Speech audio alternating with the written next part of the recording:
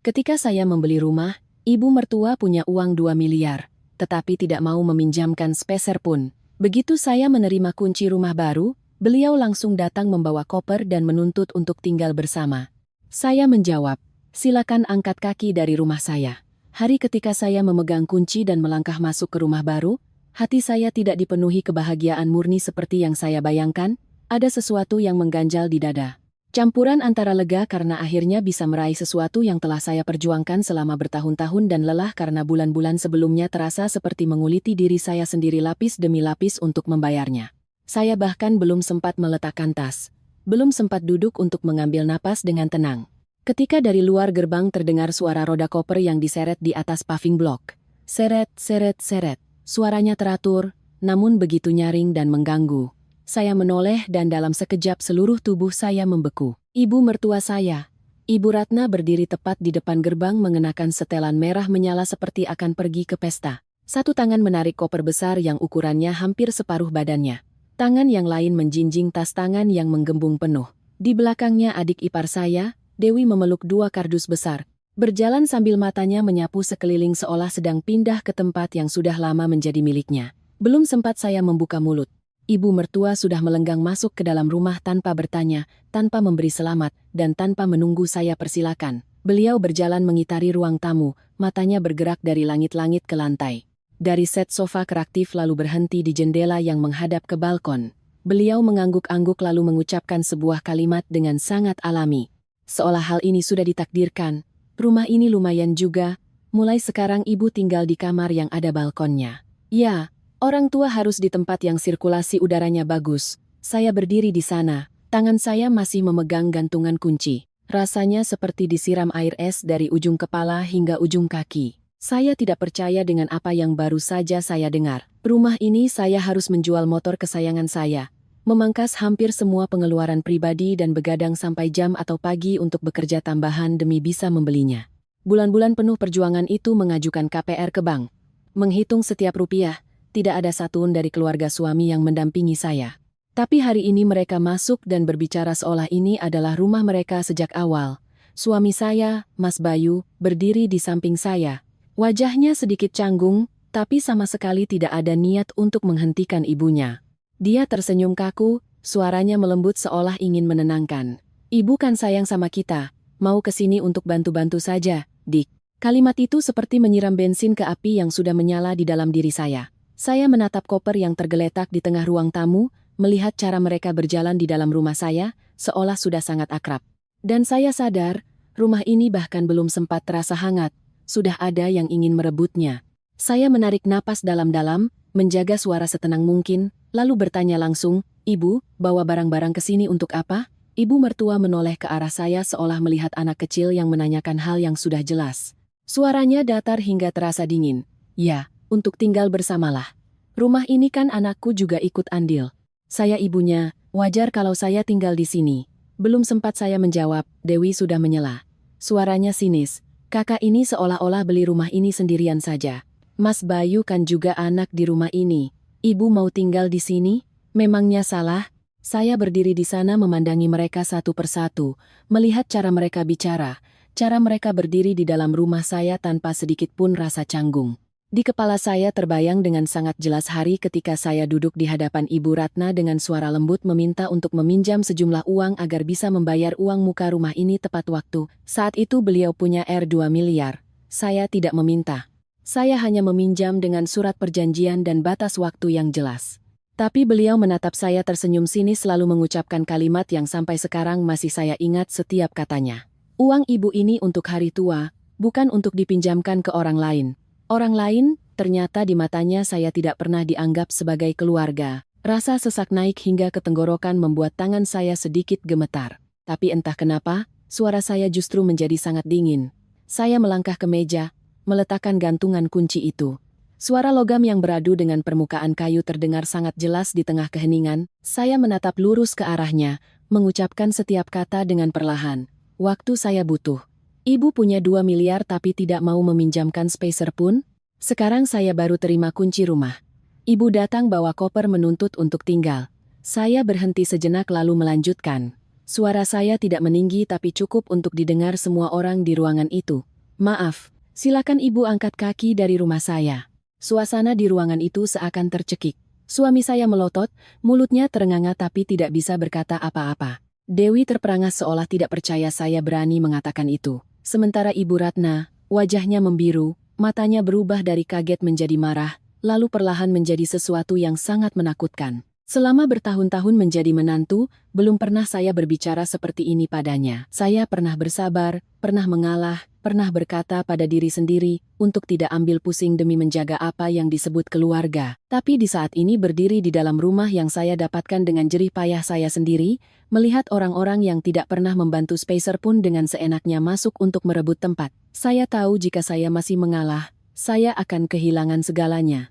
Hari itu di dalam rumah yang masih berbau cat baru, di tengah keheningan yang menyesakan, saya mengerti satu hal. Pernikahan ini telah mencapai titik di mana tidak ada jalan untuk kembali.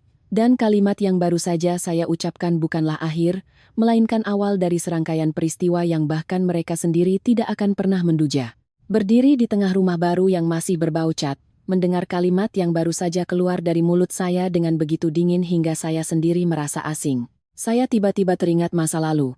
Mungkin jika tidak sampai pada titik ini, saya sendiri tidak akan pernah menyangka suatu hari akan menatap ibu mertua dengan tatapan yang benar-benar hampa dari rasa hormat. Karena pernah ada suatu masa, saya benar-benar percaya bahwa pernikahan ini akan baik-baik saja. Bahwa selama suami istri berjuang bersama, badai apapun akan berlalu. Keluarga suami sesulit apapun, suatu hari pasti akan melihat ketulusan hati saya. Saat baru menikah, Bayu di mata saya adalah seorang pria yang baik, pendiam, dan hidup dengan teratur. Dia tidak pandai merayu atau mengucapkan kata-kata manis, tapi dia memberikan kesan sebagai orang yang sopan dan bertanggung jawab. Sikap tenangnya itulah yang membuat saya yakin telah memilih orang yang tepat.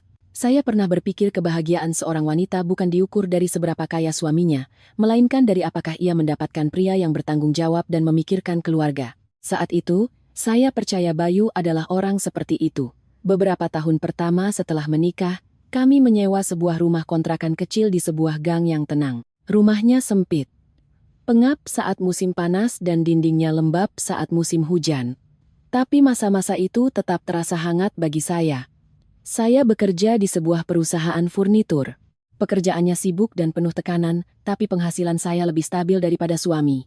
Bayu bekerja di kantor, gajinya tidak terlalu besar, tapi dia selalu berkata padaku dengan nada mantap, "Sabar ya, beberapa tahun lagi kita pasti beli rumah, Mas. Tidak mau kamu tinggal di kontrakan terus." Satu kalimat itu saja sudah cukup untuk membuat semua lelah saya terasa berarti. Saya mulai bekerja lebih keras. Di luar jam kerja utama, saya mengambil pekerjaan sampingan. Pulang ke rumah, saya langsung membuka laptop dan bekerja hingga larut malam. Ada malam-malam di mana mata saya perih dan punggung saya pegal. Tapi membayangkan suatu hari bisa berdiri di rumah milik sendiri, semangat saya kembali menyala. Saya memangkas banyak hal dari pakaian, kosmetik hingga pertemuan dengan teman-teman. Pernah suatu kali rekan kerja mengajak makan di luar untuk melepas penat. Saya menolaknya hanya karena berpikir dengan menghemat beberapa ratus ribu, tabungan untuk membeli rumah akan sedikit lebih ringan. Saat itu saya tidak merasa menderita. Saya hanya merasa sedang membangun masa depan. Namun sejak awal keluarga suami memang tidak benar-benar menganggap saya sebagai menantu yang mereka inginkan. Ibu mertua saya, Ibu Ratna, tidak pernah secara langsung mengatakan tidak menyukai saya. Tapi setiap kalimat dan tatapannya sudah cukup untuk membuat saya mengerti. Saya tidak membawa mahar yang besar. Keluarga saya juga tidak kaya dan saya bukan tipe menantu yang hanya menunduk dan patuh. Beliau sering tersenyum dan memuji di depan orang lain. "Ratih ini pintar cari uang." Ya, wanita zaman sekarang memang lebih cerdik dari zaman dulu. Terdengar seperti pujian, tapi cara beliau menekankan kata cerdik membuat saya paham bahwa beliau sedang menyindir saya sebagai wanita yang penuh perhitungan. Saat itu saya masih naif. Saya menenangkan diri dengan berpikir bahwa orang tua memang sering bicara ketus. Belum tentu hatinya jahat. Jadi saya berusaha bersikap sebaik mungkin. Setiap hari raya saya tidak pernah membiarkan keluarga suami kekurangan apapun, mulai dari sarang burung walet, suplemen, alat pijat untuk ayah mertua hingga amplop untuk ibu mertua. Semua saya siapkan dengan baik. Saya pikir dalam hidup bersama, apalagi sudah menjadi satu keluarga, tidak perlu cinta yang berlebihan, cukup sedikit kesopanan saja sudah cukup. Saya hanya berharap mendapatkan rasa hormat yang minimal. Ibu mertua saya sangat suka pamer di depan kerabat bahwa beliau punya banyak tabungan, beberapa deposito di bank, dan harta simpanan yang bisa membantu anak-anaknya saat kesulitan. Setiap kali mendengar beliau berkata begitu, saya benar-benar merasa tenang. Saya tidak berharap untuk bergantung, tapi setidaknya saya pikir jika nanti kami mengalami kesulitan besar, keluarga suami tidak akan tinggal diam. Saya pernah berpikir saya menjadi menantu di keluarga yang realistis tapi masih punya hati nurani. Sekarang jika saya ingat kembali, saya baru sadar betapa naifnya saya saat itu. Semakin lama hidup bersama mereka, saya semakin menyadari bahwa ibu mertua adalah orang yang sangat pandai berhitung. Baginya, memberi sesuatu harus ditukar dengan sesuatu yang lebih besar. Hari ini beliau membantu sedikit, besok beliau akan mengungkitnya 10 kali. Pernah sekali saya membelikannya jaket tebal karena cuaca mulai dingin. Tapi saat ada kerabat yang datang berkunjung, beliau malah tertawa dan berkata, ini dia yang belikan, tapi paling juga pakai uang suaminya. Gaji perempuan memangnya seberapa? Saya yang sedang di dapur mendengar setiap kata itu dan tangan saya yang sedang memotong buah sampai berhenti. Itu adalah pertama kalinya saya mengerti bahwa di mata beliau, sebesar apapun usaha saya bisa dihapus hanya dengan beberapa kalimat. Suami saya setiap kali selalu mengambil posisi di tengah dengan cara yang paling membuat saya lelah. Dia tidak sepenuhnya memihak ibunya, tapi juga tidak pernah tegas membela saya. Setiap kali melihat ibunya mengatakan sesuatu yang keterlaluan, dia akan menarik saya ke tempat lain dan berbisik, "Sudahlah, ibu kan sudah tua."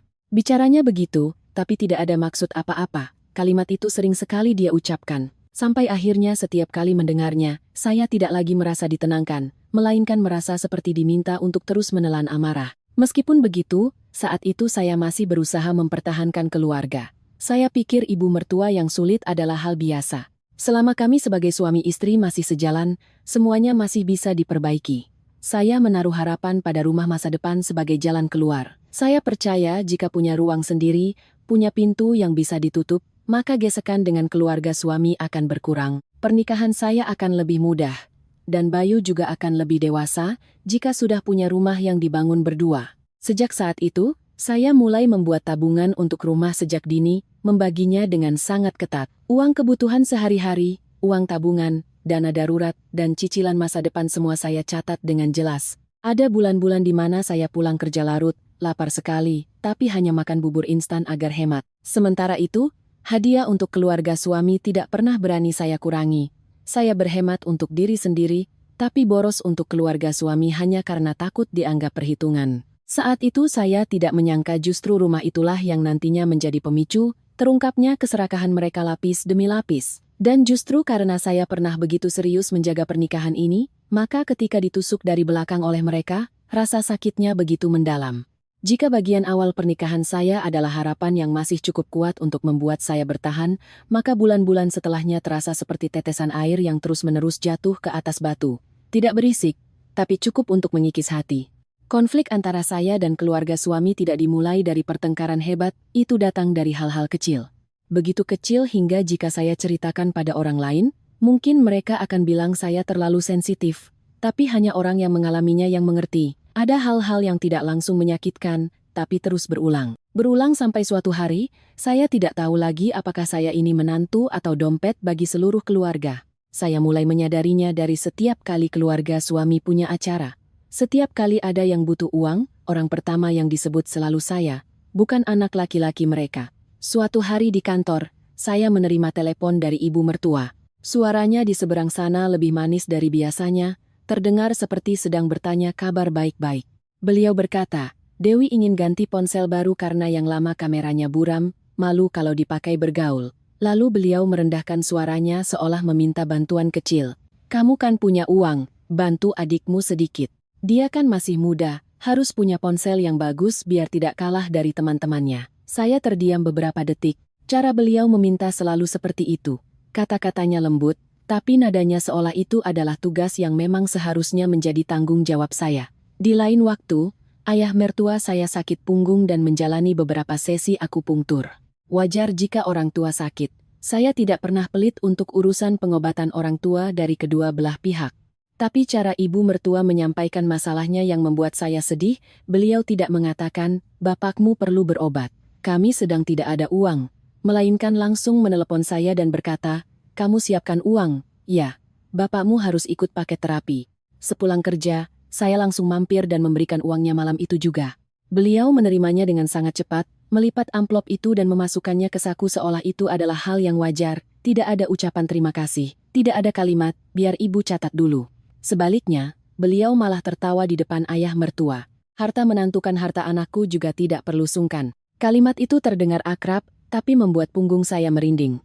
Uang yang saya hasilkan, usaha yang saya lakukan di mulutnya menjadi sesuatu yang hanya mengikuti status anak laki-lakinya. Ada kejadian yang lebih kecil, tapi saya ingat dengan sangat jelas. Suatu kali cuaca sangat dingin, dan karena rumah mertua saya di lantai bawah terasa lembab, saya membelikan beliau sebuah air purifier yang cukup mahal. Saya memilihnya dengan sangat teliti, berharap beliau bisa lebih nyaman. Saat saya antarkan, beliau menerimanya dengan wajah datar. Saya tidak ambil pusing, tapi beberapa hari kemudian saat ada kerabat yang datang, beliau kembali tertawa dan berkata di depan semua orang, "Ini dia yang belikan, tapi paling juga pakai uang suaminya." Gaji perempuan memangnya seberapa? Saya yang sedang di dapur menuangkan air sampai hampir tumpah, selalu seperti itu. Cara beliau menghapus semua usaha saya hanya dengan satu kalimat setengah bercanda untuk menjaga agar anak laki-lakinya selalu terlihat berjasa. Sementara saya selamanya hanya dianggap menumpang. Kata-kata seperti itu terus berulang hingga saya perlahan mengerti satu hal yang menyedihkan.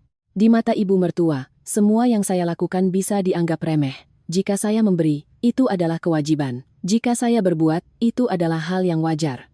Tapi jika sekali saja saya menolak, saya akan langsung menjadi menantu yang perhitungan yang hanya tahu uang, tapi tidak tahu sopan santun. Keadilan di keluarga itu ternyata tidak pernah ada. Yang membuat saya lebih lelah adalah suami saya menyaksikan semuanya. Dia mendengar dengan jelas apa yang ibunya katakan, melihat dengan jelas betapa tidak nyamannya saya. Tapi setiap kali dia hanya memilih untuk menarik saya ke sudut dan berbisik, "Sudahlah, jangan dimasukkan ke hati, ibu kan suka gengsi, makanya bicaranya begitu." Awalnya saya masih memaksa diri untuk percaya, tapi setelah mendengarnya berkali-kali, saya mulai paham. Itu bukan kalimat penghiburan, itu adalah caranya meminta saya untuk terus diam. Dia tidak membela saya. Dia hanya ingin saya bersabar agar dari luar semua tampak damai, dan kedamaian itu selalu dibeli dengan pengorbanan saya. Setiap kali pulang ke rumah mertua, ibu mertua saya punya satu kebiasaan yang membuat saya sangat tidak nyaman. Beliau akan bertanya dengan sangat detail tentang gaji, bonus, dan tabungan saya. Di mana saya menabung, berapa yang saya simpan tunai. Dari luar beliau bertanya seolah peduli. "Akhir tahun bonus kantor lumayan kan? Pasti sudah bisa nabung banyak ya? Anak muda sekarang harus pintar menabung. Tapi ada berapa juga harus bilang biar orang tua bisa ikut bantu pikirkan." Tapi tatapannya yang menyelidik membuat saya paham. Beliau bukan bertanya karena sayang. Beliau sedang mengukur. Dan benar saja. Setiap kali saya mengatakan punya simpanan, beberapa hari kemudian pasti ada saja keperluan yang butuh uang. Entah itu acara selamatan, perbaikan atap, atau Dewi yang butuh modal untuk jualan online dengan alasan nanti juga dikembalikan. Kehebatan ibu mertua saya adalah mengubah semua alasan menjadi terdengar sangat masuk akal.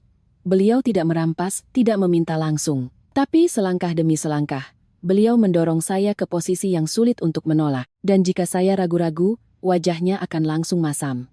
Seolah saya telah mengecewakan keluarga yang sudah berbaik hati menerima saya. Ada satu kejadian kecil, tapi saya ingat sangat lama. Hari itu kami sekeluarga sedang makan malam dan obrolan mengarah ke masalah rumah. Saya nyeletuk. Jika nanti bisa membeli rumah, saya hanya ingin punya satu sudut kecil di dekat jendela untuk meletakkan kursi santai dan rak buku agar sore hari bisa duduk membaca dengan tenang. Saya mengatakannya dengan santai karena itu memang impian sederhana saya. Tapi ibu mertua saya begitu mendengarnya langsung tertawa sinis. "Rumah saja belum punya, sudah mimpi punya tempat berjemur. Cari uang dulu yang benar, nak." Semua di meja makan tertawa. Hanya saya yang terdiam. Jika direnungkan kembali, kalimat itu bukan hanya sindiran. Itu seperti pengingat bahwa di matanya saya hanya berharga jika saya menghasilkan uang. Sementara impian, kebahagiaan atau kebutuhan untuk menikmati hidup, semua itu tidak penting. Saya tidak perlu bahagia. Saya hanya perlu tahu cara menghasilkan uang dan memberikannya saat keluarga suami butuh.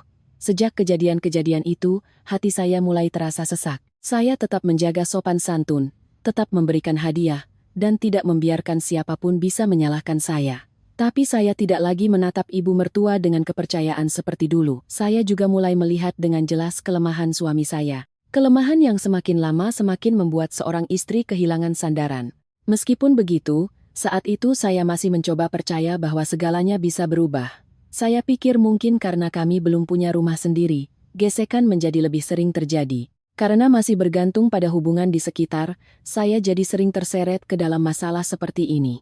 Saya masih berkata pada diri sendiri, tinggal sedikit lagi.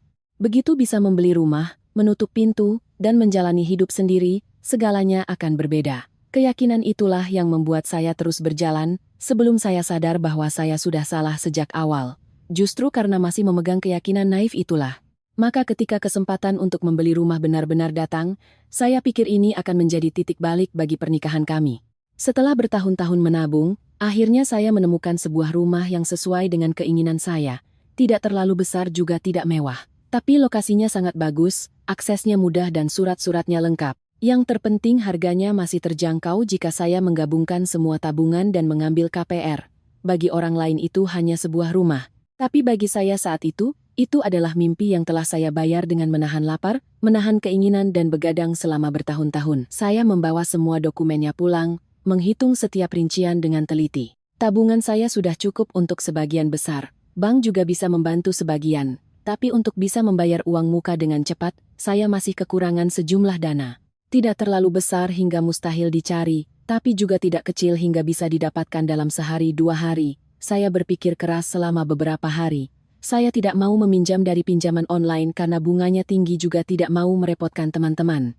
Satu-satunya pilihan yang tersisa adalah keluarga suami. Sebenarnya jika hanya saya sendiri, saya tidak akan pernah membuka mulut. Bukan karena gengsi, tapi karena saya sangat paham sifat ibu mertua saya. Tapi hari itu justru Bayu yang lebih dulu mengatakannya. Dia duduk di samping saya, melihat tabel perhitungan yang penuh angka lalu berkata, "Ibu kan punya uang simpanan. Kalau kita pinjam beberapa bulan, pasti dibantu. Toh ini juga agar kita bisa mapan." Saya sempat menatapnya lama, seolah tidak percaya dengan apa yang saya dengar.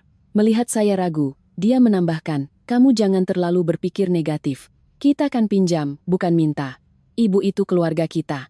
Masa melihat anaknya mau beli rumah tidak dibantu?" Kalimat itulah yang membuat saya akhirnya mengangguk. Saya pikir mungkin saya harus mencobanya sekali.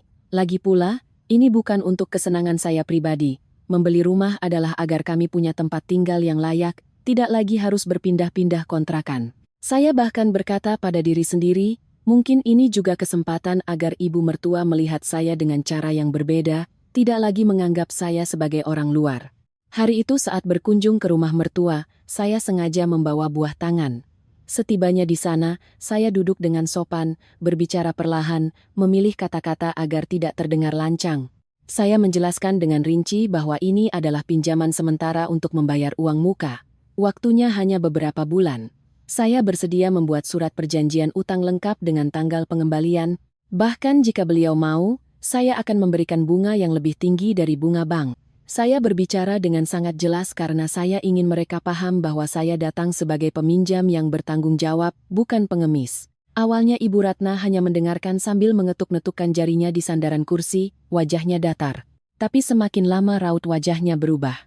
Begitu saya selesai bicara, beliau bersandar, tersenyum sinis, lalu berkata dengan nada yang ditarik panjang, "Uang ibu ini untuk hari tua, bukan untuk dipinjamkan ke orang lain." Dua kata orang lain itu beliau tekankan dengan sangat jelas. Begitu jelas hingga rasanya seperti disiram air dingin ke wajah saya. Saya membeku selama beberapa detik. Saya tidak berharap beliau akan langsung setuju, tapi saya juga tidak menyangka akan ditolak dengan cara seperti itu. Belum sempat saya menenangkan diri. Dewi yang duduk di sebelahnya menyela, suaranya terdengar ramah tapi sinis. "Ibu simpan uang itu sudah benar. Zaman sekarang siapa yang tahu? Nanti kalau kakak sudah pegang rumah terus cerai, keluarga kita bisa rugi besar." Mendengar itu, rasanya seperti ada yang meremas jantung saya.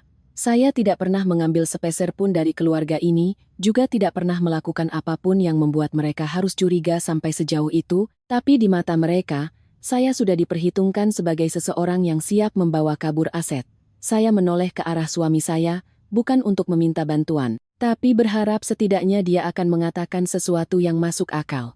Bahwa ini adalah urusan kami berdua, bahwa saya tidak seperti yang mereka tuduhkan. Tapi Bayu hanya duduk di sana, menggaruk-garuk lututnya, matanya memandang ke arah lain, lalu berbisik begitu pelan hingga hampir tidak terdengar. Ibu khawatir juga ada benarnya. Hanya satu kalimat itu, saya paham bahwa saya sedang duduk di tengah keluarga yang tidak pernah menganggap saya sebagai bagian dari mereka. Ibu Ratna melihat putranya tidak menentang semakin menjadi-jadi. Beliau mencibir dengan nada setengah menasihati, setengah menyindir. Kalau mampu ya beli sendiri, jangan beli rumah, tapi akhirnya pinjam sana-sini. Kasihan anak saya. Kalimat itu membuat wajah saya memanas. Rumah itu saya yang cari, uangnya dari tabungan saya, dan kekurangan dana itu hanya untuk mempercepat proses. Tapi di mulutnya, saya menjadi orang yang punya ambisi kosong dan menyeret putranya ke dalam kesulitan. Saya sangat ingin bertanya kembali.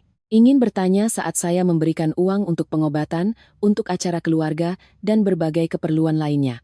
Kenapa tidak ada yang bilang kasihan anak? Saya ingin bertanya, apa kesalahan saya, hingga mereka bisa duduk di hadapan saya dengan penuh kecurigaan dan penghinaan seperti ini? Tapi akhirnya saya tidak mengatakan apa-apa. Saya hanya duduk tegak, mengatupkan bibir, menjaga sisa-sisa harga diri saya, lalu berdiri dan pamit pulang. Sepanjang perjalanan pulang, tangan saya gemetar di atas setir. Saya tidak langsung menangis. Rasa sakit saat itu bukan jenis kekecewaan yang membuat air mata keluar, melainkan perasaan terhina hingga membuat saya kaku. Terhina karena harus merendahkan diri untuk meminta. Terhina karena dianggap sebagai orang luar. Dan yang paling pahit, suami saya duduk di sana mendengar setiap kata, tapi tetap diam seolah luka saya tidak cukup penting untuk dibela. Malam itu saya tidak bisa tidur. Saya membuka kembali semua perhitungan, kontrak, tabungan, dan investasi. Saya menghitung berulang kali sampai mata saya perih. Saya memutuskan untuk menjual motor yang sangat saya sayangi. Motor yang saya beli sendiri setelah beberapa tahun bekerja. Saya menarik hampir semua investasi pribadi saya, menerima kerugian sebagian. Saya juga mengambil satu proyek sampingan yang sangat berat. Tahu akan sangat melelahkan, tapi tetap saya ambil untuk menutupi kekurangan. Duduk di depan layar yang menyala dingin menjelang pagi, saya berkata pada diri sendiri, baik, tidak ada yang mau meminjamkan. Saya akan urus sendiri. Saya tidak akan mati karena tidak dibantu oleh mereka. Tapi sejak malam itu, ada sesuatu di dalam diri saya yang patah. Saya tidak lagi memandang ibu mertua sebagai kerabat. Dan untuk pertama kalinya selama menjadi menantu, saya mencatat dengan sangat jelas sebuah utang yang bukan berupa uang, melainkan berupa penghinaan. Setelah malam di mana saya duduk hingga pagi untuk menambal setiap lubang dalam rencana keuangan saya, hidup saya hampir seluruhnya berputar di sekitar satu tujuan. Harus bisa membeli rumah itu sendiri dengan cara apapun.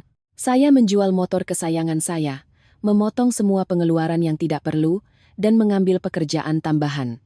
Hingga terkadang begitu pulang kantor, saya langsung membuka laptop dan bekerja lagi sampai larut malam. Ada hari-hari di mana saya begitu lelah hingga makan pun tidak terasa. Hanya ingin berbaring dan tidur.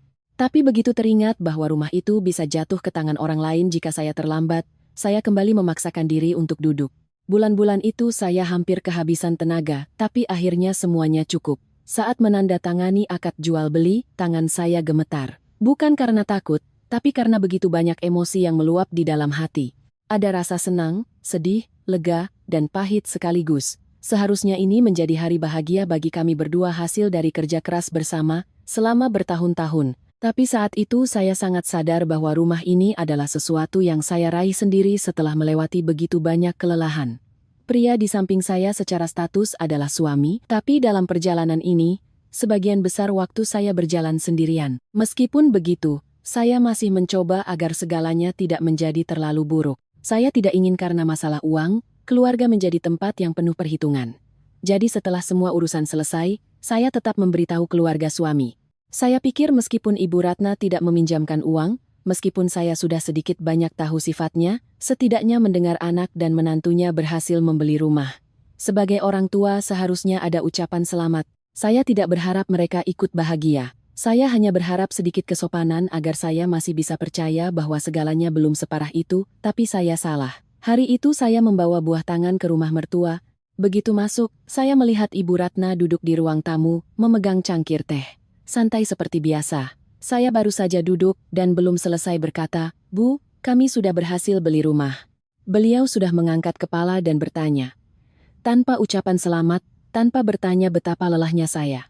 Sertifikatnya atas nama siapa? Pertanyaan itu membuat saya terdiam sejenak. Saya menatapnya, dan ada sesuatu di dalam hati saya yang langsung tenggelam. Ternyata itulah yang paling beliau pedulikan. Bukan bagaimana saya berjuang, Bukan betapa sulitnya saya, bukan bahwa akhirnya kami punya tempat tinggal yang layak, melainkan nama siapa yang tertera di atas kertas itu. Saya tetap menjawab jujur karena saat itu saya tidak berpikir menyembunyikannya akan ada gunanya. Saya menjelaskan bahwa rumah itu sebagian besar dibeli dengan tabungan saya. Jadi untuk kemudahan administrasi sementara ini atas nama saya, belum selesai saya bicara, beliau sudah membanting cangkir tehnya ke meja. Trak, wajahnya langsung masam, suaranya dingin. Menantu kok pegang rumah sendiri? Memangnya pantas?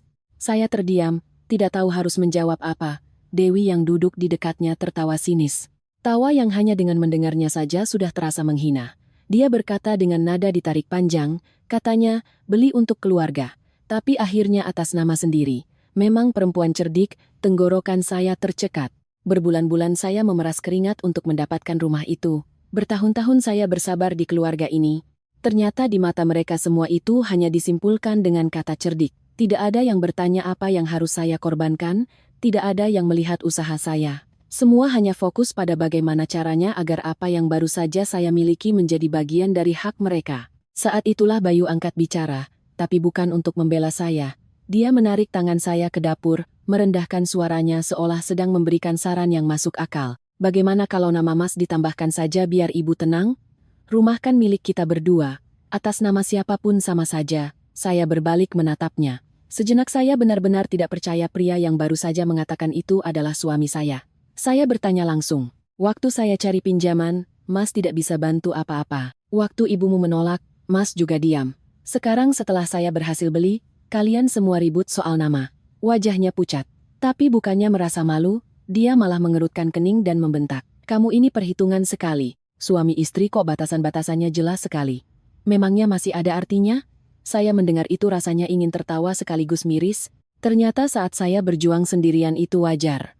Tapi saat saya mempertahankan hasil jerih payah saya, itu disebut perhitungan. Ketegangan benar-benar meledak saat makan malam hari itu. Ayah mertua, ibu mertua, suami saya, dan Dewi semua ada di sana. Suasananya sudah berat sejak awal. Saya tahu mereka belum melupakan masalah rumah itu. Dan benar saja, Ibu Ratna meletakkan mangkuknya, menatap lurus ke arah saya di depan semua orang dan berkata dengan nada yang sangat tajam, perempuan sepertimu itu sengaja pegang rumah biar nanti bisa menendang anakku keluar. Kalimat itu seperti tamparan telak di wajah saya. Semua kesabaran saya saat itu langsung habis. Saya mengangkat kepala untuk pertama kalinya membalas perkataannya di meja makan tanpa menghindar, tanpa memilih kata. Kalau ibu pikir saya seburuk itu, seharusnya dari dulu ibu jangan terima hadiah dari saya, jangan terima uang dari saya, dan jangan biarkan saya menanggung banyak urusan di keluarga ini. Meja makan hening seketika. Ayah mertua saya memukul meja dan membentak saya karena dianggap tidak sopan. Dewi langsung maju membela ibunya. Wajahnya merah padam seolah dialah yang terhina dan Bayu. Bukannya menengahi malah menyalahkan saya karena membuat keributan dan berbicara tidak tahu aturan. Saat itu, mereka berempat seakan mengepung saya, menjadikan saya pihak yang salah hanya karena saya tidak mau menyerahkan hasil jerih payah saya. Malam itu saya kembali ke kontrakan sempit kami, mengeluarkan surat perjanjian jual beli rumah dan meletakkannya di meja. Saya duduk sangat lama. Menatap tulisan di atas kertas itu, tangan saya sedikit gemetar. Seharusnya memegang surat itu membuat saya bahagia. Tapi malam itu, perasaan yang paling jelas di hati saya adalah rasa sakit yang sangat berat. Saya sadar rumah itu bukan hanya tempat tinggal yang baru saja saya dapatkan. Itu adalah sebuah ujian. Dan hanya dalam satu hari ujian itu telah menelanjangi sifat asli seluruh keluarga suami saya. Sejak saat itu, saya diam-diam membuat batasan di kepala saya. Saya bisa terus menjadi istri, bisa bersabar untuk beberapa waktu lagi, karena belum ingin semuanya berakhir. Tapi ada satu hal yang saya janjikan pada diri sendiri. Saya tidak akan pernah membiarkan siapapun mengubah rumah yang saya bayar dengan darah, keringat, dan harga diri ini menjadi tempat di mana mereka bisa seenaknya masuk, tinggal, dan menceramahi saya. Saat itu saya hanya berpikir itu adalah pengingat untuk melindungi diri saya. Saya tidak menyangka suatu hari janji itu akan terwujud persis seperti yang saya bayangkan. Di tengah rumah baru, saya diiringi suara roda koper yang diseret dan di hadapan tatapan tak tahu malu dari orang-orang yang mengira saya akan selamanya bersabar. Begitu saya selesai bicara, seluruh rumah seakan membeku selama beberapa detik. Tidak ada yang menyangka saya akan berbicara setegas itu. Apalagi di hari pertama menerima rumah, tapi keheningan itu tidak bertahan lama. Sesaat kemudian, Ibu Ratna membanting kopernya ke lantai. Suara benturan itu menggema di ruangan yang masih kosong. Lalu beliau berteriak dengan suara melengking. Wajahnya merah padam karena marah. "Berani kamu mengusir ibu mertuamu? Dasar tidak tahu sopan santun." Teriakannya begitu tajam membuat suasana yang sudah tegang menjadi semakin mencekik. Suami saya yang sepertinya baru sadar dari keterkejutannya langsung maju dan mencengkeram pergelangan tangan saya. Cengkeramannya cukup kuat, suaranya direndahkan tapi penuh amarah. "Tenang dulu Dik, bicarakan baik-baik." Terdengar seperti melerai, tapi caranya menarik saya ke samping sementara tubuhnya menghadap ibunya membuat saya sangat paham. Saat itu yang dia khawatirkan bukanlah seberapa tertekannya saya, melainkan harga diri ibunya yang terluka. Saya menyentakkan tangan saya. Rasa panas di pergelangan tangan terasa, tapi hati saya justru semakin dingin. Saya menatap lurus ke arah mereka bertiga, mengucapkan setiap kata dengan jelas. "Rumah ini saya yang beli. Tidak ada yang berhak seenaknya membawa barang dan tinggal di sini." Dewi mendengar itu seperti diulut api. Dia maju beberapa langkah. Jarinya hampir menunjuk ke wajah saya. Dia tersenyum sinis, suaranya tajam dan kurang ajar. "Kakak pikir punya rumah ini hebat sekali. Kalau bukan karena Mas Bayu tanda tangan, memangnya kakak bisa beli?" Saya menoleh ke arahnya lalu ke arah suami saya. Entah kenapa, saat itu saya justru merasa ingin tertawa. Saya tertawa dingin lalu menjawab, "Masmu tanda tangan di mana? Coba tunjukkan satu saja tanda tangannya di surat perjanjian." Kalimat itu seperti tamparan telak bagi kakak beradik itu. Dewi terdiam. Sementara Bayu membeku. Bibirnya bergerak-gerak tapi tidak ada kata yang keluar. Dia tahu lebih baik dari siapapun. Rumah ini dibeli dengan uang siapa, atas nama siapa, dan selama proses itu apa kontribusinya, keheningannya sudah menjawab semuanya. Melihat putranya tidak bisa membela diri, Ibu Ratna langsung mengubah taktik. Saya harus akui beliau sangat pandai bersandiwara. Baru saja berteriak-teriak, kini beliau sudah duduk di sofa baru, seolah dialah korban yang paling menderita. Satu tangan memegangi dada, satu tangan menyeka air mata yang tidak ada. Suaranya bergetar penuh drama, "Aku besarkan anakku sampai sebesar ini. Sekarang setelah dia menikah, istrinya mengusir ibunya sendiri. Kenapa nasibku begini, ya Tuhan?" Tangisannya bukan tangisan sakit hati. Itu adalah tangisan yang penuh tujuan. Tangisan agar orang lain mendengar, tangisan untuk membangun citra. Dan benar saja, dari luar gerbang mulai terdengar langkah kaki orang yang melambat. Rumah baru ini berada di kompleks yang tenang. Sedikit saja ada suara keras, tetangga pasti akan penasaran. Ibu Ratna semakin menjadi-jadi, suaranya semakin keras, sengaja agar terdengar sampai keluar. Menantu zaman sekarang memang mengerikan. Rumah belum hangat sudah mengusir mertua, padahal aku tidak salah apa-apa. Mendengar itu, darah saya mendidih. Rumah ini baru saja saya masuki. Dindingnya masih berbau cat, lantainya bahkan belum terisi penuh perabotan. Tapi beliau duduk di tengah ruang tamu saya, memainkan sebuah drama murahan seperti di pasar. Saya berjalan cepat ke pintu, membanting gerbang untuk menghalangi pandangan dari luar, lalu berbalik dan menatapnya. Suara saya rendah tapi tegas. "Kalau ibu tidak keluar sendiri, saya akan panggil satpam kompleks ini." Kali ini suami saya benar-benar marah. Mungkin di matanya, saya sudah melewati batas yang dia kira tidak akan pernah saya lewati. Dia membentak, "Kamu keterlaluan Ratih, dia itu ibuku." Saya menoleh menatap lurus ke matanya dan menjawab seketika, "Dan saya yang membayar rumah ini." Kalimat itu membuat seluruh ruangan hening. Itu bukan lagi pertengkaran. Itu adalah kebenaran telanjang yang tidak ingin mereka dengar. Ibu Ratna berdiri dari sofa, wajahnya membiru, matanya setajam pisau. Beliau tidak menangis lagi. Ketika air mata tidak bisa lagi digunakan untuk menekan orang lain, sifat aslinya langsung muncul. Beliau menunjuk lurus ke arah saya, suaranya mendesis penuh kebencian. "Baik, kamu usir saya hari ini, nanti jangan salahkan saya kalau hidupmu tidak akan tenang. Jika ini saya beberapa tahun yang lalu, mungkin mendengar itu saya akan takut. Tapi entah kenapa, saat itu hati saya begitu tenang. Ketika kita sudah melihat wajah asli seseorang, ancaman mereka tidak lagi menakutkan." Saya berdiri di tempat, menatap balik, dan menjawab singkat, "Silakan coba." Dewi menarik tangan ibunya, seolah menasihati, tapi sebenarnya menambahkan minyak ke api. "Sudahlah Bu, tidak usah bicara dengan orang seperti ini, buang-buang tenaga." Tapi sebelum pergi, dia tidak lupa melemparkan tatapan penuh kebencian ke arah saya. Sementara Bayu hanya berdiri mematung di tengah ruang tamu, menatap ibunya, lalu menatap saya.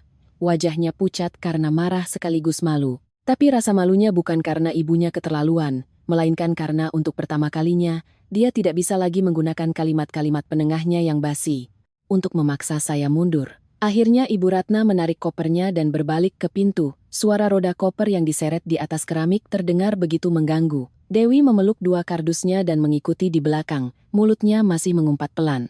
Suami saya melangkah beberapa kali seolah ingin mengatakan sesuatu, tapi akhirnya diam.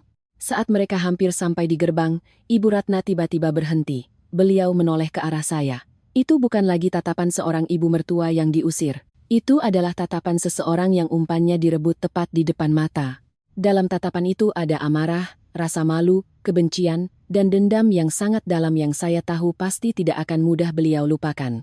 Saya berdiri diam melihat mereka. Tangan saya terkepal begitu erat hingga kunci-kunci di genggaman saya terasa menusuk telapak tangan. Tepat di saat gerbang tertutup di belakang mereka, saya sangat sadar satu hal. Masalah hari ini belum berakhir. Ini baru tembakan pertama.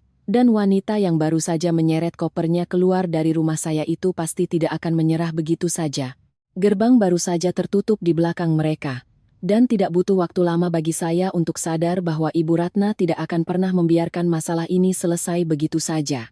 Bagi orang seperti beliau, dipermalukan di depan menantunya sendiri sudah cukup menyakitkan, apalagi sampai dilihat oleh tetangga. Dan orang yang hidup demi gengsi, ketika harga dirinya diinjak-injak akan semakin mudah melakukan hal-hal yang kotor dan nekat. Saya tahu itu. Hanya saja saya tidak menyangka beliau akan bertindak secepat ini. Malam itu juga ponsel saya mulai berdering tanpa henti. Awalnya satu panggilan lalu dua lalu bertubi-tubi hingga layar yang baru saja padam langsung menyala lagi. Saya melihat nama-nama yang menelepon dan hati saya terasa semakin dingin. Semuanya kerabat dari pihak suami. Ada paman, ada bibi, bahkan ada yang begitu jauh hingga dalam setahun belum tentu pernah menyapa saya. Tapi malam itu mereka semua serempak teringat pada saya dengan nada bicara yang sangat tajam. Begitu saya angkat, suara di seberang sana langsung menghantam saya. "Ratih, kamu keterlaluan sekali." Belum sempat saya menjawab, orang itu melanjutkan dengan nada berat. "Bagaimanapun juga beliau itu ibu mertuamu. Kenapa kamu tega mengusirnya di hari pertama pindah rumah? Kamu itu tidak punya hati nurani." Saya memegang ponsel. Kepala saya seakan membeku, saya belum menceritakan apapun pada siapapun. Bahkan saya sendiri belum sempat menenangkan diri setelah pertengkaran sore tadi. Tapi jelas sekali cerita itu sudah menyebar dengan sangat cepat. Dan tentu saja dalam versi yang diinginkan oleh Ibu Ratna, panggilan yang satu selesai, yang lain masuk. Ada yang bahkan tidak bertanya apa-apa. Begitu saya menjawab halo, langsung memarahi saya. "Saya dengar kamu mengusir mertuamu. Orang sepertimu nanti kena karma." Saya terdiam lama setelah mendengar itu, bukan karena kehabisan kata-kata, tapi karena saya sadar kecepatan keluarga suami dalam mencemarkan nama baik saya jauh lebih cepat dari yang saya bayangkan. Hanya dalam beberapa jam, cerita tentang Ibu Ratna yang seenaknya datang membawa koper untuk tinggal di rumah saya. Di mulutnya berubah menjadi cerita tentang menantu kurang ajar yang tidak tahu terima kasih. Yang begitu punya sedikit uang langsung merendahkan seluruh keluarga suami. Saya mematikan nada dering, tapi notifikasi pesan terus bermunculan. Ada yang tidak menelepon, tapi mengirim pesan panjang lebar. Isinya tentang adab menjadi menantu, tentang sopan santun, tentang wanita yang dinilai dari akhlaknya. Membaca pesan-pesan itu, saya hanya merasa lelah.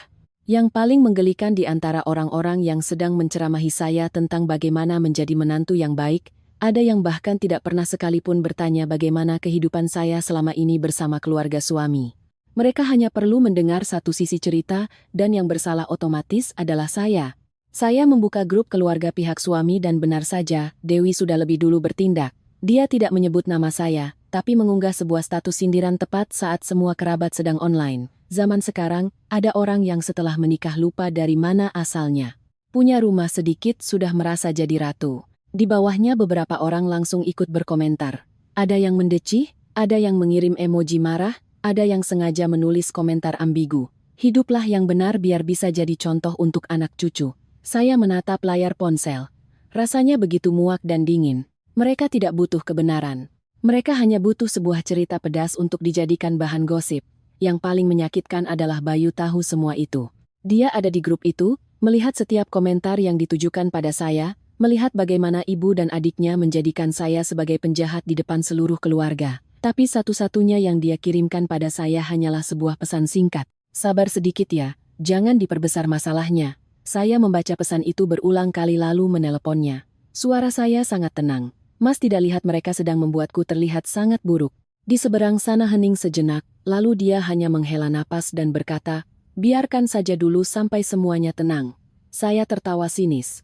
Selalu seperti itu. Selalu saya yang harus sabar, saya yang harus diam. Saya yang harus menanggung semua yang disebabkan oleh orang lain, hanya agar apa yang disebut tenang itu bisa dinikmati oleh keluarganya. Saya tidak menjawab lagi.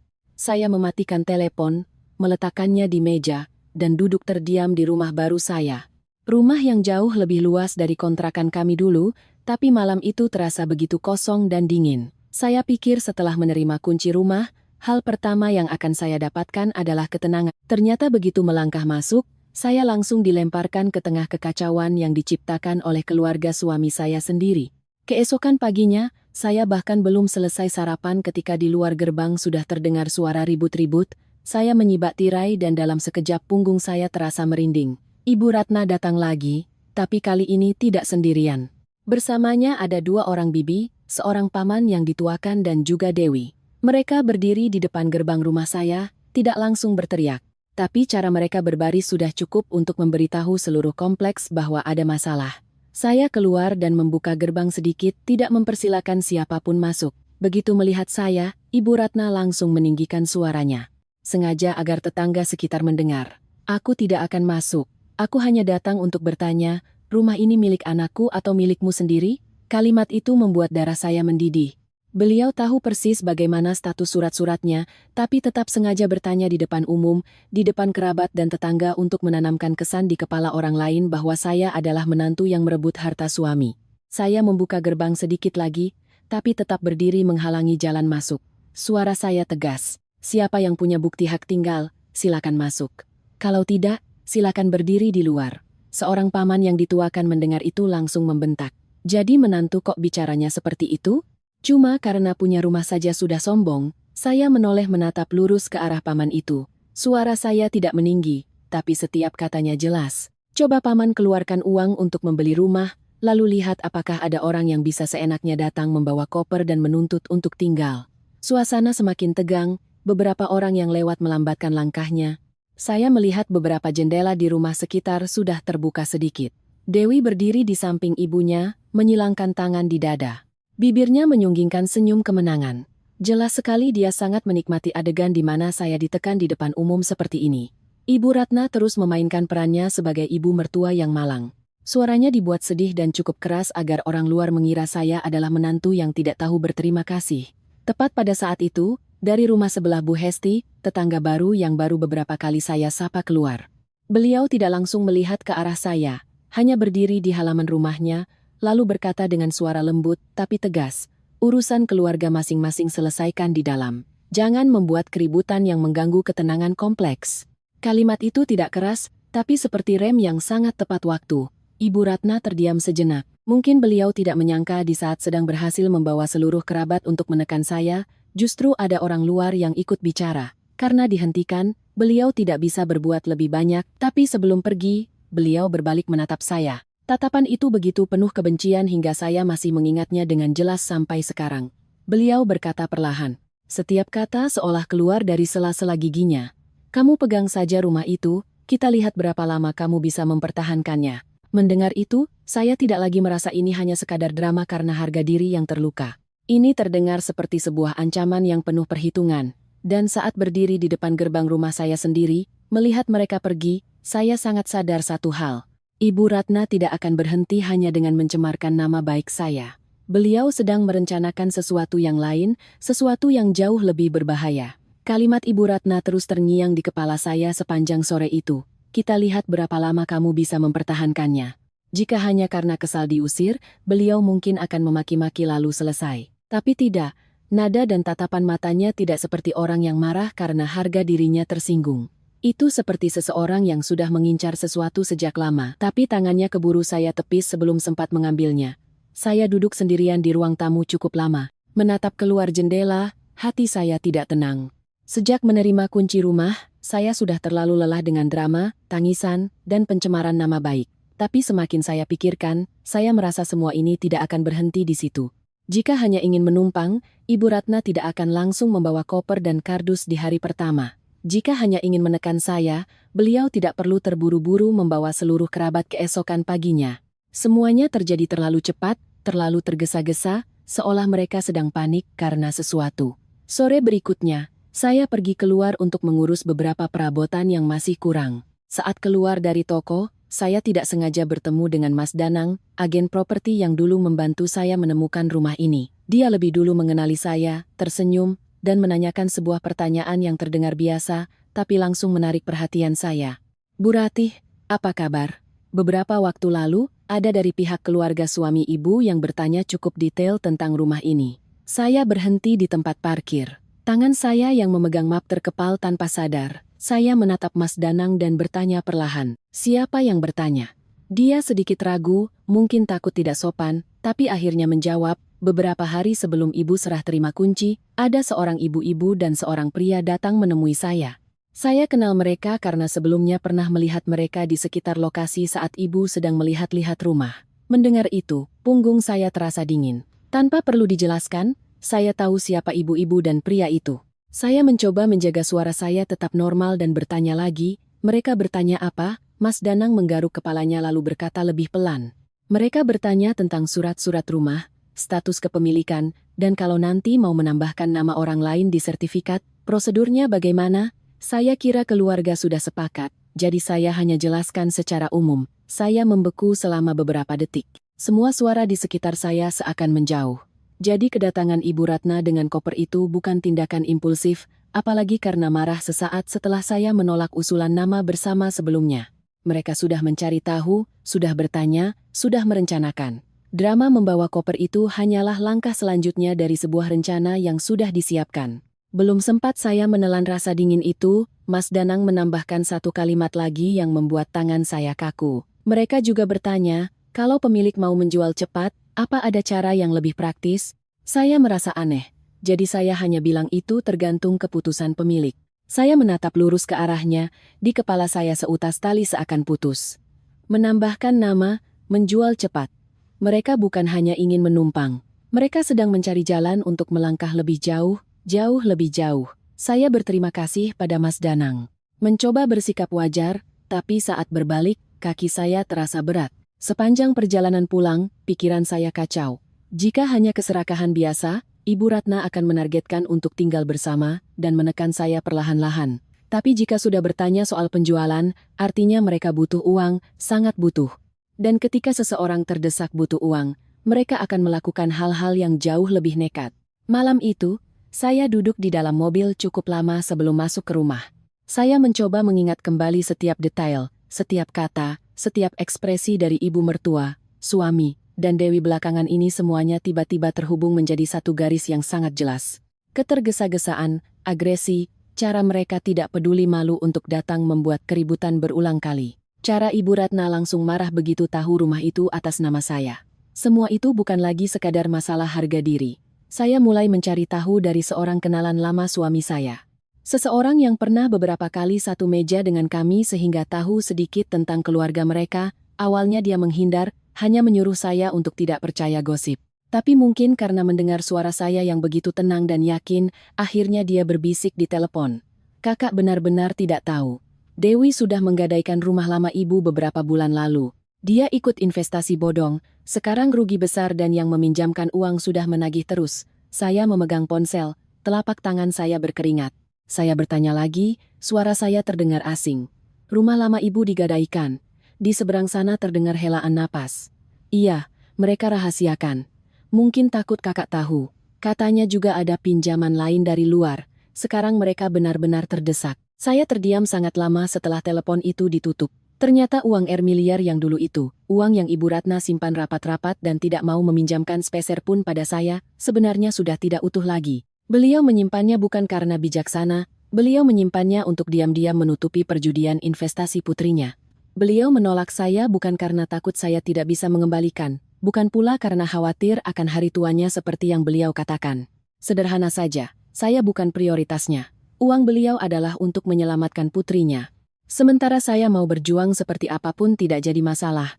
Mengingat itu, saya tiba-tiba tertawa. Tawa yang sangat tipis dan lirih tapi terdengar begitu pahit.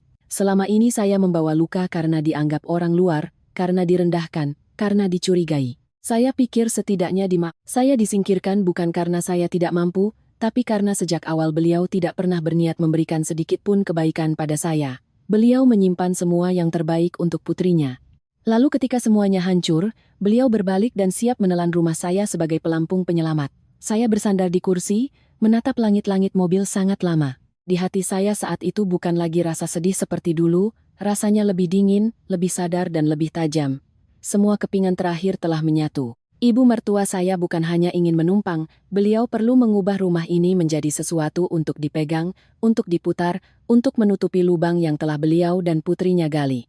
Saya duduk tegak, meletakkan ponsel di dashboard, menatap kegelapan di luar. Dan untuk pertama kalinya, sejak masalah ini meledak, di hati saya tidak ada lagi keraguan. Jika mereka sudah berencana merebut rumah saya, maka saya tidak akan hanya mempertahankannya, saya akan membuat mereka membayar harga untuk setiap langkah yang telah mereka rencanakan di belakang saya.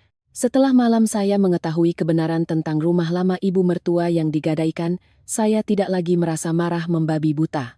Perasaan saya saat itu jauh lebih dingin. Ketika kita sudah melihat tujuan asli lawan, amarah akan mundur dengan sendirinya, digantikan oleh kewarasan. Saya sangat paham. Jika terus beradu mulut, terus membiarkan mereka membawa kerabat untuk menekan, akhirnya yang lelah adalah saya. Untuk menghentikan mereka, saya harus membiarkan mereka membuka kedoknya sendiri. Keesokan paginya, saya sengaja menelepon Bayu. Begitu telepon diangkat, saya merendahkan suara saya. Seolah semua ketegangan beberapa hari ini sudah mereda. Saya berkata singkat, "Aku sudah pikirkan, kalau ibu memang mau tinggal di sini, kita bicarakan lagi." Hanya satu kalimat itu. Tapi saya bisa mendengar dengan jelas di seberang sana. Dia menghela napas lega seperti baru saja melepaskan beban berat. Suaranya langsung melunak. Bahkan ada sedikit nada kemenangan yang mungkin tidak dia sadari. "Mas tahu kamu pasti akan mengerti namanya suami istri, kamu juga harus berpikir lebih terbuka." Mendengar itu, saya tidak ragu lagi. Jika sebelumnya saya masih membohongi diri sendiri bahwa dia hanya lemah, takut pada ibunya, dan tidak punya keberanian untuk membela saya, saat itu, saya sadar dia tidak pernah berada di tengah. Dia sudah memihak ibunya sejak awal. Dia hanya ingin saya mengalah, agar dia tidak perlu dicap sebagai suami yang durhaka. Saya tidak langsung membongkarnya. Saya melanjutkan dengan nada datar. "Kalau mau tinggal bersama, harus ada perjanjian hitam di atas putih." "Siapa yang tinggal? Berapa lama? Hak dan kewajibannya apa? Aku mau semuanya jelas dari awal biar nanti tidak ada pertengkaran." Di seberang sana hening sejenak. Mungkin dia tidak menyangka saya akan mengatakan itu, tapi akhirnya dia tetap menjawab, "Iya, nanti Mas sampaikan ke ibu." Tidak sampai setengah jam kemudian, dia menelepon kembali, suaranya lebih cepat. "Ibu setuju?" Katanya mau tanda tangan apa saja boleh, yang penting diizinkan tinggal. Saya menutup telepon, terdiam beberapa detik. Rasanya begitu miris. Orang normal jika benar-benar hanya ingin menumpang sementara, mendengar tentang surat perjanjian yang mengikat pasti akan berpikir dua kali. Tapi Ibu Ratna langsung setuju. Itu hanya berarti satu hal baginya. Surat itu hanyalah formalitas yang harus dilewati untuk mencapai tujuan yang lebih besar. Saya menelepon seorang teman lama yang bekerja sebagai pengacara, meminta bantuannya menyusun sebuah surat perjanjian yang sangat ketat. Saya jelaskan bahwa ini bukan kontrak sewa atau surat izin menumpang biasa, melainkan sebuah dokumen yang mengikat secara hukum yang di dalamnya tertulis jelas bahwa orang yang diizinkan tinggal hanya bersifat sementara, tidak boleh membawa orang lain untuk tinggal permanen, tidak boleh mencampuri aset di dalam rumah, tidak boleh menuntut hak kepemilikan, tidak boleh menggunakan alamat ini untuk transaksi gadai, hipotek, atau jual beli dan tidak memilih dasar apun untuk membentuk hak atas properti di kemudian hari. Saya membaca berulang kali setiap klausulnya, memastikan tidak ada celah sedikit pun yang bisa mereka manfaatkan. Sore harinya saya mengundang seluruh keluarga suami untuk berbicara di ruang tamu rumah saya. Kali ini Ibu Ratna datang tanpa koper, tapi tatapan matanya masih sama, waspada sekaligus serakah. Dewi duduk di sebelahnya, kakinya tidak bisa diam. Wajahnya acuh tak acuh, tapi matanya terus menyapu sesi rumah. Sementara Bayu duduk di hadapan saya, mencoba bersikap tenang seolah dia datang untuk mendamaikan keadaan. Saya meletakkan surat perjanjian di atas meja, mendorongnya ke arah mereka. "Kalau ibu mau tinggal di sini, silakan baca baik-baik lalu tanda tangani. Saya mau semuanya jelas, biar nanti tidak ada yang bilang saya tidak punya perasaan." Ibu Ratna mengambil kertas itu. Awalnya masih dengan sikap santai, tapi semakin dibaca, raut wajahnya semakin masam. Saat sampai pada bagian yang menyatakan tidak punya hak atas aset dan tidak akan timbul hak kepemilikan apapun, tangannya berhenti. Dewi yang ikut membaca mencibir. Bayu berpura-pura minum, tapi saya melihat rahangnya mengeras. Ibu mertua mengangkat kepala menatap saya. Suaranya terdengar lebih sinis. Perlu sampai begini ya, kita ini keluarga kok dibuat seperti di pengadilan. Saya langsung menjawab dengan suara ringan. Justru karena keluarga, makanya harus jelas. Saya tidak mau nanti ibu bilang saya menindas, dan saya juga tidak mau ada yang mengubah rumah saya menjadi hak miliknya. Suasana di ruangan itu terasa berat. Saya tahu mereka tidak suka, tapi akhirnya setelah saling pandang dengan anak-anaknya, Ibu Ratna tetap mengambil pulpen dan menandatangani. Caranya menandatangani sangat cepat dan menekan. Bukan seperti orang yang tulus, melainkan seperti orang yang sedang menahan amarah demi menunggu kesempatan lain. Saya melihat goresan pena itu, dan semakin yakin beliau sedang bersabar bukan untuk hidup damai, tapi untuk bisa melangkahkan satu kakinya masuk ke dalam rumah ini. Saya mengambil kembali surat itu, memeriksanya sejenak, lalu meletakkannya di meja. Dan tepat saat mereka bertiga baru saja sedikit lega, saya mengangkat kepala menatap lurus ke arah Ibu Ratna dan menanyakan satu pertanyaan. Ibu sudah tanda tangan, jadi sekarang saya mau tanya, rumah lama ibu kemana? Seluruh ruangan seakan tercekik, tidak ada suara, tidak ada yang bergerak. Dewi adalah yang pertama bereaksi, tapi bukan dengan mulutnya. Wajahnya pucat pasi. Bayu memalingkan wajah tangannya yang berada di atas paha terkepal. Sementara Ibu Ratna, tatapan matanya langsung berubah. Kesombongannya lenyap dalam sekejap. Saya tidak memberi mereka waktu untuk berpikir. Saya melanjutkan, suara saya tetap datar, tapi setiap katanya berat seperti batu. Atau jangan-jangan rumah itu sudah digadaikan. Dan sekarang ibu berencana menggunakan rumah saya untuk mencari dana talangan. Ibu Ratna memukul meja dengan keras. Gelas air di atasnya bergetar. Beliau melotot ke arah saya. Suaranya mendesis. Kamu dengar gosip dari mana? Bicara itu hati-hati. Saya tidak marah juga tidak berdebat. Saya hanya membuka ponsel memutar rekaman percakapan saya dengan kenalan suami saya. Suara pria di seberang sana terdengar jelas di ruangan yang sunyi itu. Cerita tentang Dewi yang menggadaikan rumah. Tentang bisnisnya yang rugi, tentang penagih utang yang terus datang. Hanya rekaman beberapa puluh detik, tapi suasana di ruangan itu seperti meledak. Dewi langsung berdiri, matanya melotot, mulutnya gemetar ingin menyangkal, tapi tidak bisa. Ibu Ratna menatap ponsel saya, lalu menatap putrinya. Wajahnya panik sekaligus marah. Bayu tiba-tiba berbalik ke arah saya. Untuk pertama kalinya tidak lagi mencoba bersikap damai dan membentak. Kamu menguntit keluargaku. Saya mengangkat kepala menatapnya tidak meninggikan suara. Tapi begitu dingin hingga saya sendiri merasa sudah berbeda. Tidak. Saya hanya melindungi aset saya. Kalimat itu jatuh singkat dan tegas. Dan pada saat itu saya melihat dengan jelas ketiga orang di hadapan saya bukan lagi sebuah keluarga yang mencari tempat berlindung. Mereka adalah komplotan yang kedoknya baru saja saya buka paksa. Begitu rekaman selesai diputar, ruangan itu tenggelam dalam keheningan yang begitu pekat, hingga saya bisa mendengar detak jarum jam di dinding, tapi keheningan itu tidak bertahan lama. Ketika tidak ada lagi jalan untuk menyangkal, ketika topeng terakhir sudah terlepas, Ibu Ratna tidak lagi bersandiwara. Beliau tidak lagi memegangi dada, tidak lagi menangis mengeluh nasib. Beliau duduk tegak, matanya memerah, suaranya mengeras, penuh racun hingga membuat saya merinding. Benar, rumah kami sudah digadaikan. Terus kenapa kamu itu menantu? Kalau tidak membantu, siapa lagi? Mendengar itu rasa dingin menjalar di punggung saya. Ternyata sampai detik ini beliau masih tidak merasa bersalah. Beliau tidak malu telah menipu, tidak menyesal telah mengincar rumah saya, dan tidak merasa terhina saat rencananya terbongkar. Di kepalanya semuanya tetap berputar pada satu kata, wajar. Wajar menantu berkorban. Wajar milik saya menjadi milik mereka. Wajar saya menanggung akibat dari kebodohan beliau dan putrinya. Saya menatap lurus ke arahnya. Tidak ada lagi getaran di dalam diri saya. Suara saya sangat rendah, tapi setiap katanya tajam. Ibu membantu putrimu sampai bangkrut lalu menuntut saya untuk menanggungnya. Ibu pikir saya bodoh. Kalimat itu sepertinya menyengat Dewi. Dia langsung menangis. Tapi tangisannya bukan tangisan penyesalan. Dia terisak sambil menatap saya dengan tajam. Kakak punya uang tapi tidak mau membantu keluarga. Itu namanya tidak punya perasaan. Hidup seperti itu. Memangnya nanti bisa bahagia? Saya tertawa. Tawa yang begitu kering hingga saya sendiri merasa aneh. Saya menelengkan kepala menatapnya menjawab perlahan. Keluarga yang mana? Keluarga yang saat saya butuh memalingkan muka, dan saat saya punya datang untuk merebut. Dewi terdiam. Ibu Ratna mengertakkan gigi. Sementara Bayu yang sejak tadi hanya diam membeku akhirnya angkat bicara. Tapi caranya berbicara membuat sisa harapan saya hancur berkeping-keping. Dia tidak bertanya pada ibunya kenapa menyembunyikan masalah rumah.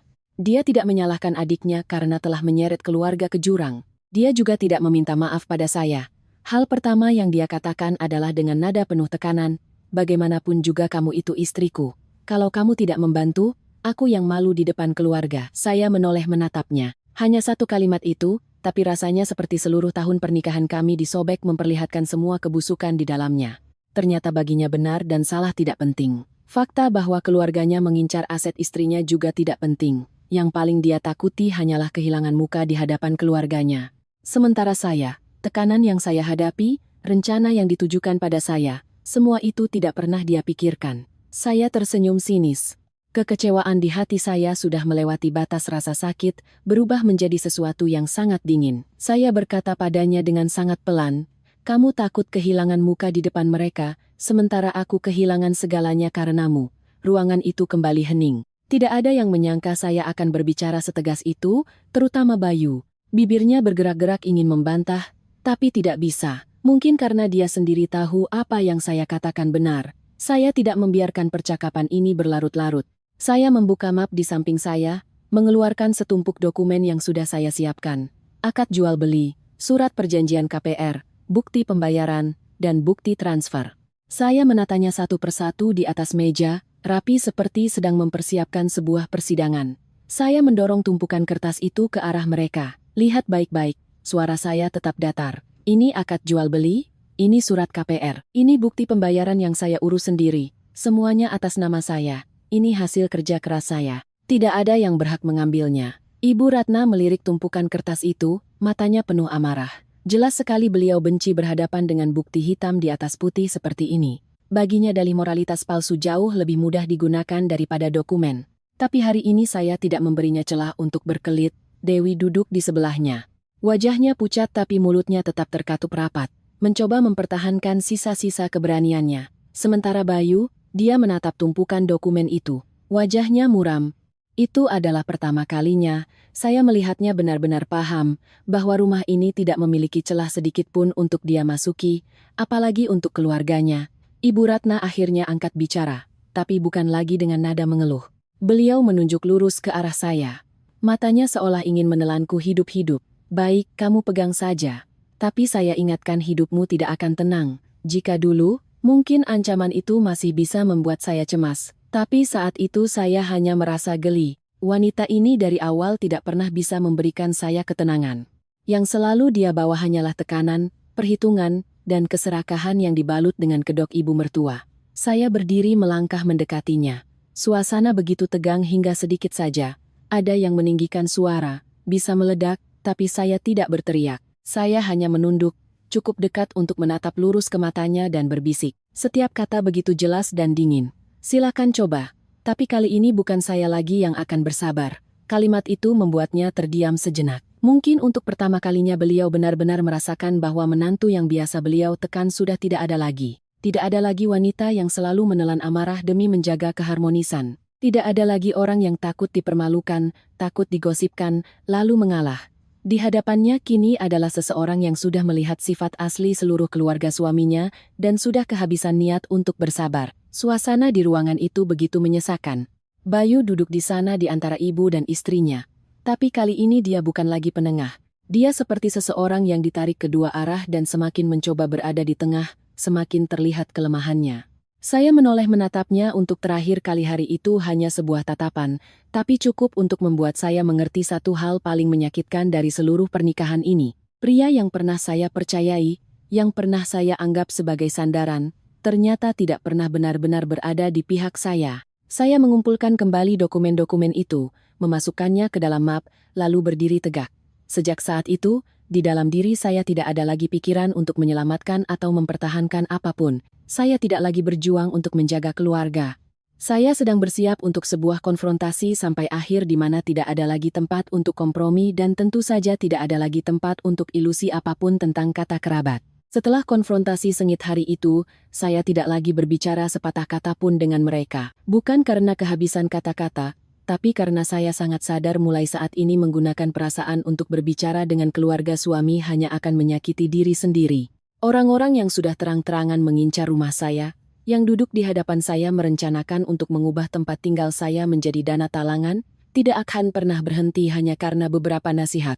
Untuk menghentikan mereka, saya tidak bisa lagi bersikap lunak. Saya harus memotong jalan mereka. Malam itu, Bayu terus-menerus mondar-mandir di balkon. Telepon menempel di telinganya. Dia berbicara sangat pelan, tapi saya tidak perlu mendengar untuk tahu siapa yang dia telepon. Karanya mengerutkan kening, merendahkan suara, lalu menghela napas sambil sesekali melirik ke arah saya. Sudah menjelaskan semuanya. Saya duduk di ruang tamu, berpura-pura tidak peduli, tapi di dalam kepala saya sudah memutuskan apa yang harus dilakukan. Saya menelepon seorang tukang kunci melalui nomor yang direkomendasikan oleh manajemen kompleks, meminta mereka datang malam itu juga. Ketika tukang kunci tiba, saya menunjukkan sertifikat rumah untuk membuktikan kepemilikan, lalu meminta untuk mengganti seluruh kunci, pintu utama, pintu samping, dan gudang kecil di belakang. Saya juga meminta untuk mengatur ulang seluruh kode sidik jari dan aplikasi bel pintar. Saya melakukannya dengan sangat cepat, tanpa penjelasan panjang dan tanpa meminta persetujuan siapapun untuk rumah ini. Mulai sekarang saya tidak akan membiarkan ada celah sedikit pun bagi orang lain untuk masuk. Suara bor dan proses pelepasan kunci terdengar cukup keras di malam yang sunyi. Bayu masuk dari balkon. Begitu melihat tukang kunci sedang bekerja, wajahnya langsung berubah. Dia melangkah cepat ke arah saya. Suaranya meninggi. "Kamu sudah gila? Kamu bertingkah seperti sedang menghadapi maling." Saya berdiri di dekat meja, memegang beberapa kartu akses lama yang baru saja dinonaktifkan. Saya mengangkat kepala menatapnya. Benar, saya sedang menghadapi maling. Kalimat itu membuat wajahnya menggelap. Dia mengertakkan gigi, matanya memerah karena marah. "Kamu bilang ibuku maling." Saya langsung menjawab, dingin dan datar. Siapapun yang masuk tanpa izin pemilik dan mencoba merebut rumah, bagi saya sama saja. Dia sepertinya tidak percaya saya berani berbicara sejujur itu, tapi saya tidak berhenti hanya dengan mengganti kunci. Saat tukang kunci sedang mengatur ulang aplikasi, saya meminta untuk menghapus semua akun lama yang terhubung, menghilangkan akses dari ponsel suami saya, mengganti kata sandi Wi-Fi, email pemulihan, dan kode kamera pengawas di dalam dan di luar rumah. Dulu karena berpikir kami suami istri, saya membiarkan dia menginstal semuanya di ponselnya. Sekarang jika saya pikirkan kembali, kepercayaan itulah yang telah menciptakan terlalu banyak celah, sekali bodoh sudah cukup. Bayu berdiri melihat saya melakukan semua itu, wajahnya berubah dari marah menjadi tegang. Dia maju dan menahan tangan saya tepat saat saya sedang menandatangani bukti kerja dengan tukang kunci. "Kamu melakukan ini, artinya kamu juga mau mengusirku." Saya melepaskan tangannya dari pergelangan saya, berkata sangat pelan, "Kalau Mas masih menganggap rumah ini sebagai tempat untuk ibu dan adik Mas datang merebut, Mas tahu sendiri jawabannya." Dia terpaku. Mungkin saat itulah dia baru sadar bahwa saya tidak lagi hanya marah. Saya benar-benar sedang memutus setiap rantai yang menghubungkan rumah ini dengan keluarganya. Setelah tukang kunci pulang, saya duduk hampir 1 jam untuk menyusun surat pemberitahuan kepada manajemen kompleks. Saya menulis dengan sangat jelas bahwa rumah ini adalah milik sah saya seorang. Setiap permintaan untuk membuka pintu, membantu memindahkan barang, atau menerima tamu yang mengaku sebagai kerabat tanpa persetujuan langsung dari saya, tidak boleh dilayani. Jika ada yang membuat keributan di depan gerbang, saya meminta satpam untuk menindak sesuai aturan. Saya mencetaknya, menandatanganinya, mengirimkan fotonya terlebih dahulu, dan berjanji akan mengantar surat aslinya keesokan paginya. Saya melakukan semuanya dengan sangat tenang seperti sedang menangani sebuah risiko yang harus ditutup rapat-rapat. Malam itu saya tidak banyak tidur bukan karena takut, tapi karena saya yakin besok pagi akan ada masalah. Dengan sifat Ibu Ratna, semakin dihalangi akan semakin marah. Dan selama di kepalanya rumah saya masih menjadi tumpuan, beliau tidak akan menyerah hanya karena saya mengganti kunci. Benar saja. Menjelang siang keesokan harinya, dari dalam rumah saya sudah mendengar suara bajaj berhenti di depan gerbang. Saya melangkah ke balkon lantai 2 dan pemandangan di bawah membuat saya hanya ingin tertawa dingin. Ibu Ratna berdiri di tengah halaman mengenakan pakaian bunga-bunga yang mencolok, rambutnya disanggul rapi, wajahnya penuh amarah. Di sampingnya ada Dewi berkacak pinggang. Di belakang mereka ada sebuah baja yang membawa tumpukan karung, kipas angin, 2 kardus besar, bahkan gulungan kasur yang diikat tali. Dilihat sekilas saja, saya tahu mereka tidak datang untuk bicara. Mereka datang dengan niat untuk memaksa masuk. Begitu melihat saya di balkon, Ibu Ratna langsung menunjuk ke atas dan berteriak di tengah halaman. "Buka pintunya, jangan pura-pura lagi." Saya berdiri diam di balkon, kedua tangan di pagar. Suara saya cukup terdengar, tapi setiap katanya jelas. Sudah saya bilang, rumah saya tidak menerima orang yang seenaknya datang membawa barang untuk merebut tempat. Beliau seperti disiram bensin. Di depan beberapa satpam yang sudah berdiri di gerbang luar dan beberapa tetangga yang mulai membuka pintu. Beliau berteriak, suaranya melengking. Kamu sengaja mau mempermalukan aku di depan umum, kan? Saya menatap ke bawah dan menjawab singkat, ibu yang sedang mempermalukan diri sendiri. Saya tidak pernah mengundang ibu. Dewi marah hingga wajahnya memerah. Dia melihat sekeliling lalu mengambil sapu yang bersandar di pagar dan mengangkatnya seolah akan melemparkannya ke gerbang sambil mengumpat. Perempuan jahat punya rumah saja sombongnya seperti punya istana. Seorang satpam langsung maju dan menahan tangannya, mengingatkan dengan tegas untuk tidak membuat keributan. Suasana di bawah begitu tegang hingga semua orang menahan napas. Bajaj itu terparkir di depan gerbang, tumpukan barang di bawah terik matahari. Sementara Ibu Ratna berdiri seperti api yang siap meledak. Tepat pada saat itu, Bayu keluar dari dalam rumah. Mungkin dia turun melalui tangga belakang setelah mendengar keributan. Dia berdiri di tengah halaman, menatap saya di balkon. Tatapan matanya penuh amarah dan ketidakberdayaan, tapi suaranya bukan lagi nada memohon. Suaranya penuh perintah. Rati, buka pintunya. Jangan paksa aku berbuat kasar. Saya menatap lurus ke bawah. Di hati saya tidak ada lagi rasa takut. Saya langsung menjawab tanpa jeda, silakan. Kali ini aku ingin semuanya jelas di depan umum. Kalimat itu jatuh di tengah halaman yang terik. Singkat tapi cukup untuk membuat semua orang terdiam sejenak. Mungkin saat itulah baik Ibu Ratna maupun suami saya baru benar-benar sadar bahwa saya sudah memotong jalan kembali. Saya bukan lagi menantu yang takut akan gunjingan yang bisa mereka tekan dengan kerabat, air mata, atau tekanan sosial. Akhirnya dengan campur tangan satpam dan karena tidak bisa melewati gerbang, keluarga suami saya tertahan di luar. Tumpukan barang masih di atas baj. Matahari semakin terik. Ibu Ratna masih menggeram. Dewi cemberut. Sementara Bayu berdiri mematung di tengah halaman seperti seseorang yang baru saja kehilangan hak yang selama ini dia anggap wajar. Saya tidak berkata apa-apa lagi. Saya hanya menatap ke bawah untuk terakhir kali lalu menarik tirai jendela. Sejak saat itu, saya tahu mereka sudah mengerti. Menantu yang biasa mereka paksa untuk bersabar, akhirnya sudah tidak ada lagi. Setelah adegan dihalangi di depan gerbang di siang bolong, saya tidak pernah sedetik pun percaya bahwa Ibu Ratna akan menyerah. Bagi orang seperti beliau dipermalukan di depan satpam, tetangga, dan bahkan putranya sendiri, ini bukan lagi soal bisa tinggal atau tidak. Ini adalah tamparan telak bagi harga dirinya.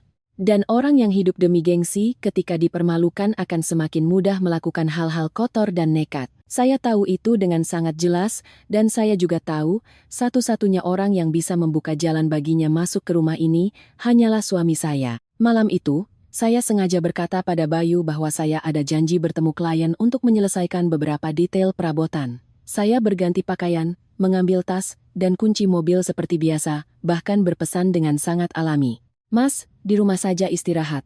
Aku pergi mungkin tidak lama.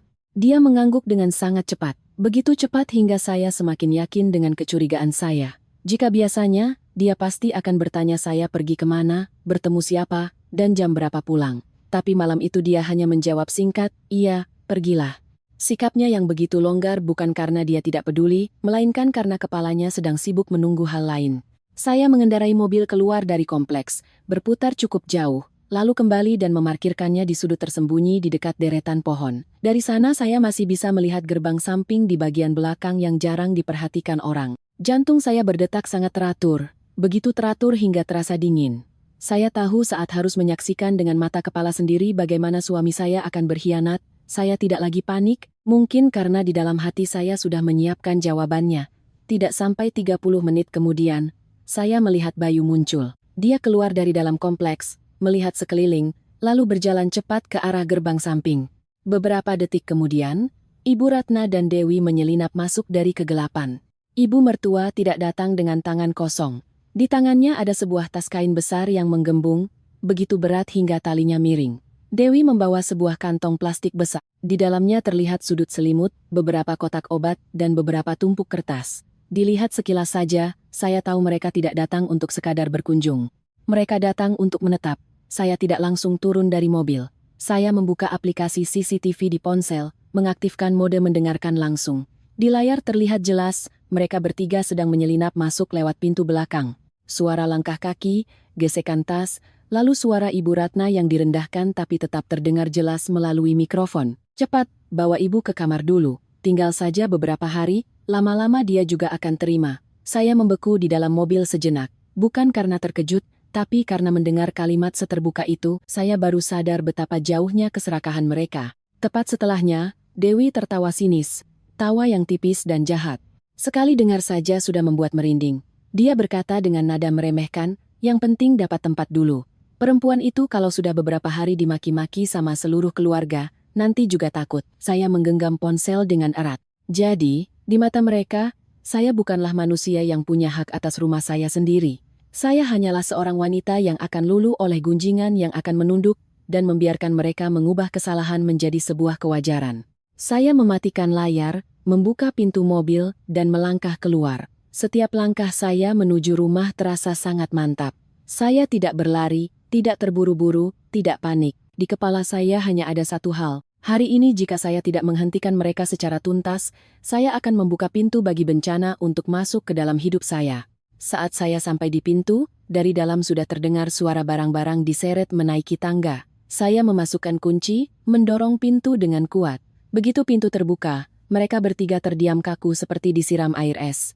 Bayu berdiri di tengah tangga, memegang kantong plastik milik Dewi. Ibu Ratna memeluk tas kain besarnya, sementara Dewi baru saja meletakkan gulungan selimut di lantai. Mereka bertiga serempak menoleh ke arah saya. Wajah mereka pucat pasi. Saya berdiri di tengah ruang tamu, tidak berteriak, tidak membentak.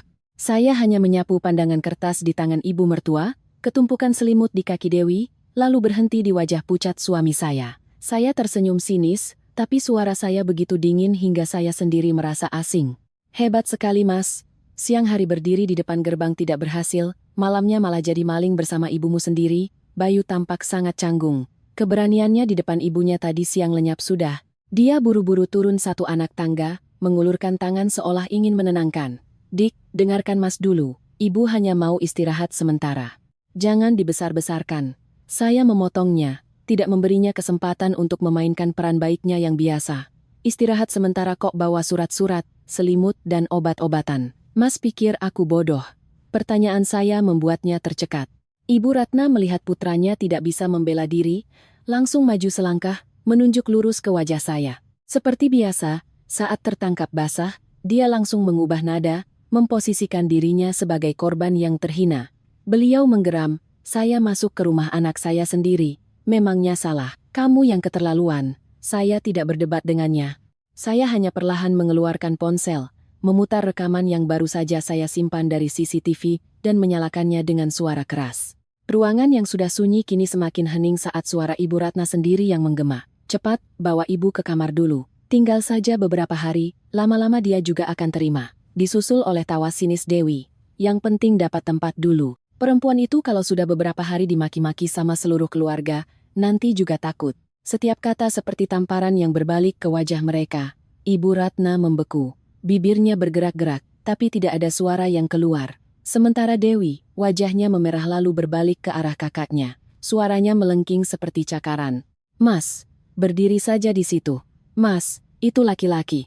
Kok mau diinjak-injak istri?" Dan Bayu bukannya merasa malu karena tertangkap basah, malah berbalik membentak saya, matanya memerah.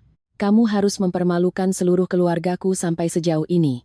Ya, saya menatapnya dan pada saat itu sisa keraguan terakhir saya lenyap. Pria ini tidak dipaksa oleh ibunya.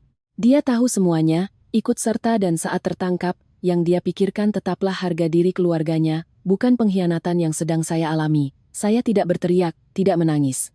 Saya hanya mundur selangkah, memberikan ruang di depan pintu, lalu menunjuk lurus keluar. Suara saya rendah, sangat rendah tapi sekeras baja. 1. Kalian keluar sendiri. 2. Saya panggil polisi karena masuk tanpa izin. Saya serius. Mereka bertiga menatap saya. Ibu Ratna melotot seolah ingin menelanku hidup-hidup. Dewi mengatupkan bibir. Wajahnya berkedut karena marah. Sementara Bayu berdiri mematung di tengah tangga. Untuk pertama kalinya tidak bisa lagi menyembunyikan wajahnya sebagai kaki tangan. Saya menatap mereka dan sangat sadar mulai saat ini bukan lagi soal ibu mertua yang ingin menumpang atau menantu yang tidak tahu diri.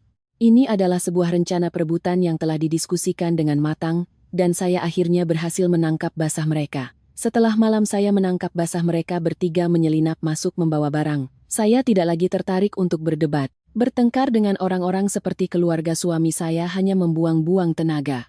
Mereka tidak punya rasa malu, tidak tahu sopan santun, dan tidak punya batasan. Dan ketika sudah seperti itu, satu-satunya yang bisa membuat mereka bungkam hanyalah bukti. Saya sangat paham hal itu. Jadi, sejak hari berikutnya saya diam-diam mulai melakukan sesuatu yang pasti tidak pernah mereka duga. Memeriksa ulang semua yang berhubungan dengan uang, saya membuka kembali rekening koran, riwayat transfer, dan tabungan bersama yang dulu pernah kami miliki. Saya bahkan membuka kembali email-email lama dari bank yang sudah lama tidak saya perhatikan. Saya juga memeriksa setiap dokumen yang pernah Bayu bawa pulang yang katanya berkas pekerjaan atau surat yang perlu saya tandatangani segera. Dulu saya menandatanganinya tanpa banyak curiga karena saya pikir suami istri tidak akan saling menjebak. Tapi sekarang saya tidak berani lagi percaya pada detail sekecil apapun, dan benar saja, hanya setelah 2 hari memeriksa, saya menemukan sesuatu yang lebih kotor dari yang saya bayangkan. Bukan hanya Ibu Ratna yang menggadaikan rumah untuk menyelamatkan putrinya, Bayu sendiri juga telah berkali-kali diam-diam menarik uang dari tabungan bersama kami untuk diberikan kepada ibu dan adiknya tanpa memberitahu saya sama sekali. Ada transaksi yang keterangannya entertainment klien, ada yang dana talangan proyek, ada lagi yang pinjaman kantor. Dulu karena sibuk dan karena jumlahnya tidak ditarik sekaligus dalam nominal besar, saya tidak memeriksanya dengan teliti. Tapi saat saya kumpulkan semua mencocokkan tanggalnya, semuanya sangat cocok dengan waktu di mana Dewi mulai terjerat bisnis bodong dan merugi. Saya duduk menatap angka-angka di layar. Hati saya sedingin es, bukan karena kehilangan uangnya. Rasa sakit terbesar adalah perasaan dikhianati di dalam rumah tangga yang telah saya perjuangkan. Pria yang tidur di samping saya selama bertahun-tahun, yang di depan selalu berkata, "Mas, ingin kamu tidak susah lagi." Di belakangnya diam-diam mengambil uang istrinya untuk menambah lubang yang digali oleh ibu dan adik. Dan yang lebih menyakitkan, jika saya tidak segera sadar, sangat mungkin suatu hari saya akan dipaksa menanggung utang itu tanpa tahu sebabnya. Saya tidak berhenti di situ. Saya terus memeriksa foto-foto dokumen lama di ponsel saya. Hal-hal yang dulu saya simpan hanya karena kebiasaan berhati-hati, dan kemudian saya menemukan sebuah foto yang membuat tangan saya terkepal erat, foto secari kertas, tulisan tangan Ibu Ratna. Isinya tidak panjang, tapi cukup untuk membuat siapapun merinding. Intinya setelah berhasil tinggal di rumah baru, beliau akan mulai mengurus agar nama putranya ditambahkan di sertifikat dan apapun yang bisa diambil harus diambil secepatnya. Membaca itu, saya harus meletakkan ponsel saya sejenak. Ternyata semuanya sudah direncanakan sejak lama. Drama membawa koper, drama membawa kerabat, drama menyelinap masuk, semua itu hanyalah langkah-langkah dari sebuah skenario yang sudah ada. Saya tidak langsung membuat keributan. Saya ingin sekali saja menelanjangi mereka semua di hadapan satu sama lain. Saya mengirim pesan pada Bayu mengatakan ingin bertemu dengan seluruh keluarganya di sebuah kafe yang punya ruang privat sebagai pembicaraan terakhir agar tidak lagi ada keributan di rumah. Dia menjawab sangat cepat, menunjukkan bahwa dia juga sedang berharap ada kesempatan untuk membalikkan keadaan. Saya tahu Ibu Ratna akan datang. Tipe orang seperti beliau, semakin mengira lawannya akan mengalah, akan semakin sombong. Benar saja, hari itu beliau masuk ke ruang privat dengan wajah angkuh. Dewi mengikuti di belakang, matanya liar, tapi tetap berusaha terlihat galak. Bayu duduk di hadapan saya, wajahnya berat, tapi saya bisa melihat dengan jelas ketidaksabaran di matanya. Begitu duduk, Ibu Ratna langsung mencibir. "Akhirnya kamu sadar juga urusan rumah itu masalah besar. Perempuan jangan terlalu keras kepala." Saya tersenyum sangat tipis, senyum seseorang yang sudah terlalu jelas melihat wajah di hadapannya hingga tidak lagi merasa kesal. Saya menjawab, "Benar, Bu. Urusan rumah itu masalah besar. Makanya hari ini saya bawa semua dokumennya untuk kita perjelas." Saya meletakkan setumpuk dokumen di atas meja. Rekening koran, bukti transfer, foto transaksi, salinan surat gadai, bahkan beberapa percakapan antara Bayu dan Dewi yang tidak sengaja saya lihat dan simpan. Setiap lembar saya letakkan dengan rapi seperti sedang mempersiapkan sebuah persidangan resmi, bukan obrolan keluarga. Bayu adalah yang pertama kali berubah raut. Begitu melihat beberapa lembar rekening koran, wajahnya langsung pucat. Saya mendorong tumpukan kertas itu ke arahnya. Suara saya tenang tapi berat. "Ini uang yang saya siapkan untuk membayar cicilan KPR. Mas ambil untuk menutupi utang ibumu sekarang. Mas, mau saya yang menanggung akibatnya?" Bibirnya bergetar. Tangannya yang berada di atas lutut terkepal erat. Belum sempat dia menjawab, Dewi sudah maju, mencoba merebut tumpukan kertas itu. Saya menahannya dengan kuat, mata saya tidak lepas darinya. Sentuh sekali lagi, saya panggil saksi masuk. Dewi menarik tangannya, tapi matanya masih menyala karena marah. Ibu Ratna awalnya masih mencoba berkelit, beliau mengangkat dagu seolah masih berada di pihak yang benar. Uang dalam rumah tangga dipakai untuk saling bantu. Memangnya salah? Saya menoleh ke arahnya. Kali ini tidak lagi menyembunyikan rasa dingin di suara saya. Membantu itu harusnya meminta izin mengambil diam-diam di belakang. Itu namanya apa? Ibu tahu sendiri, ruangan itu hening. Saya tahu kalimat itu menyakitkan, tapi belum cukup untuk membayar semua yang telah mereka lakukan, dan saya belum mengeluarkan kartu truf saya. Saya perlahan mengeluarkan salinan pesan yang dikirim Bayu kepada agen properti sebelumnya. Di dalamnya tertulis jelas niatnya untuk mencari cara menambahkan namanya di sertifikat. Dan ada satu kalimat yang setiap kali saya baca membuat saya merinding. Kalau dia keras kepala, biarkan saja ibu tinggal dulu di sana.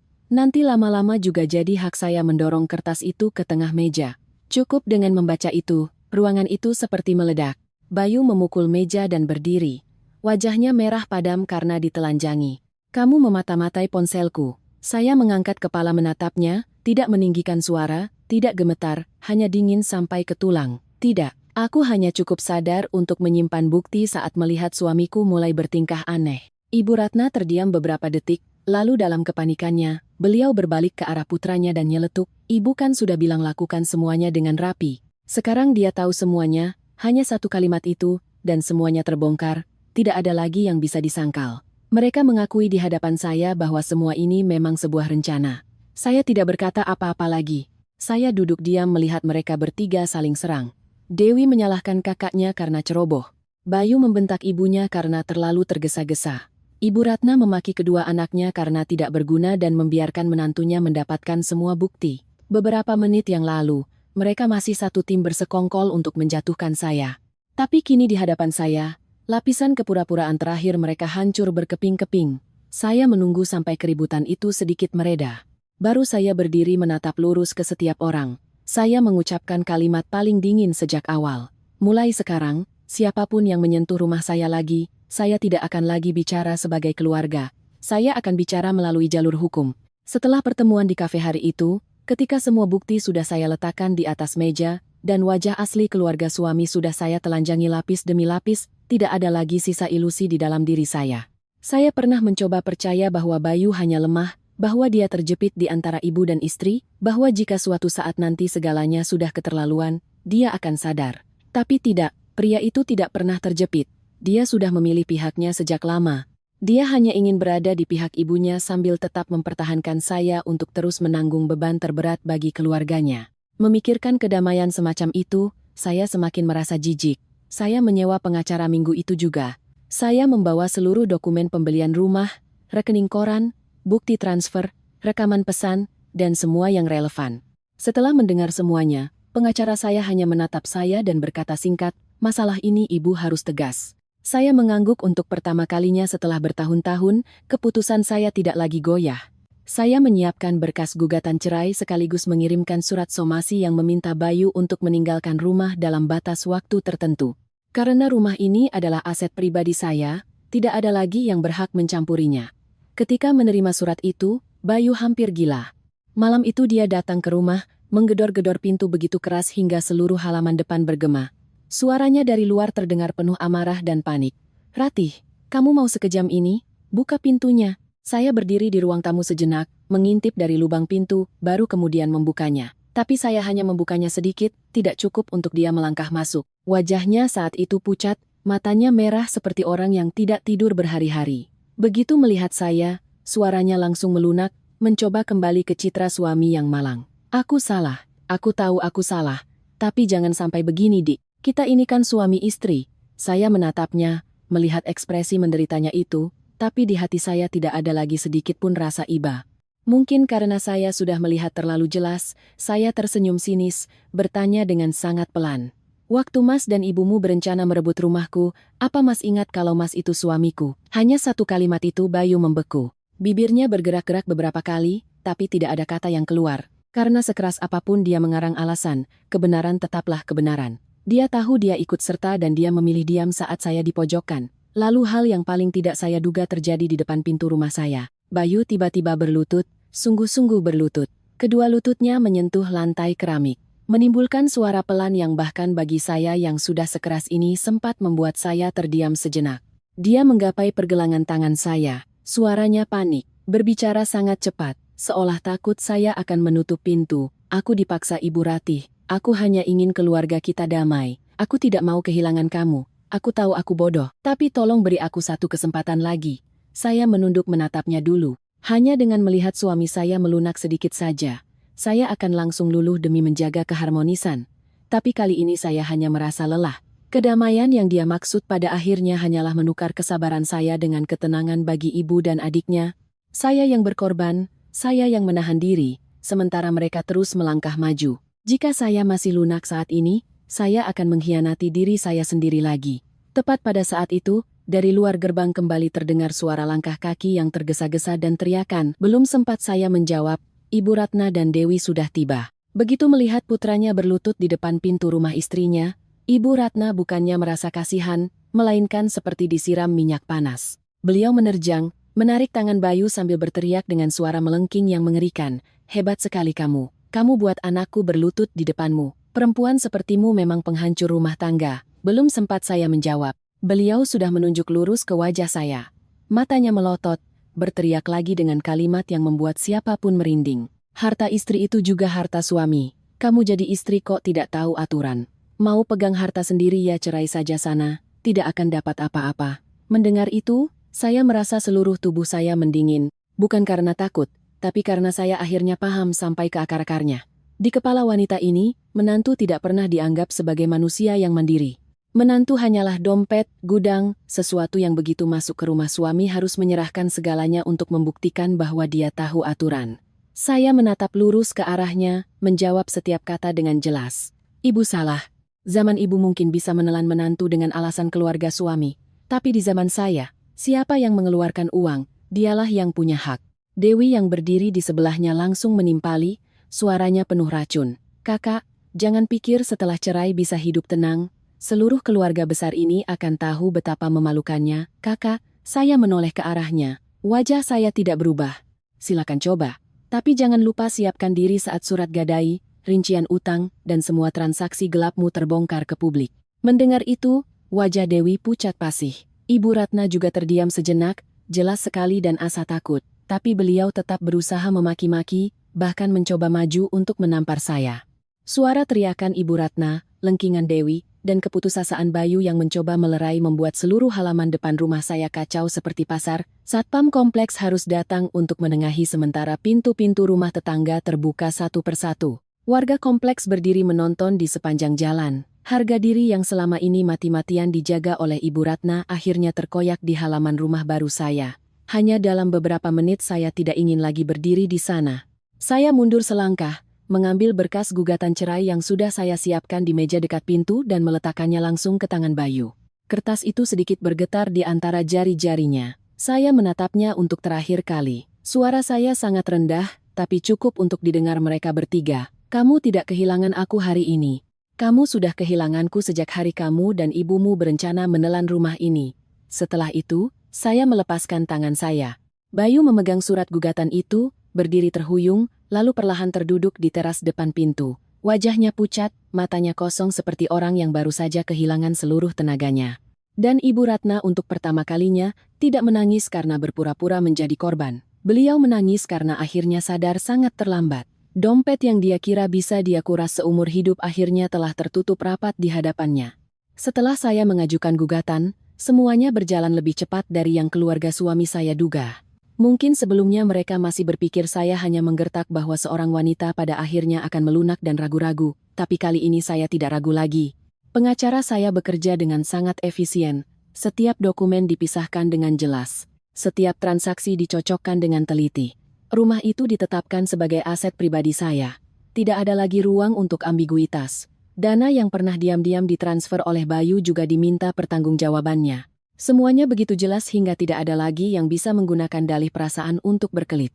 Dari yang tadinya memohon, Bayu mulai benar-benar panik. Saya melihatnya di matanya setiap kali kami bertemu. Bukan lagi kemarahan seorang pria yang merasa dipermalukan, bukan pula nada lembut untuk membujuk saya. Itu adalah kepanikan seseorang yang akhirnya sadar bahwa ada hal-hal yang sekali hilang tidak akan pernah bisa kembali. Dia tidak hanya kehilangan seorang istri, dia juga harus menghadapi semua perbuatannya.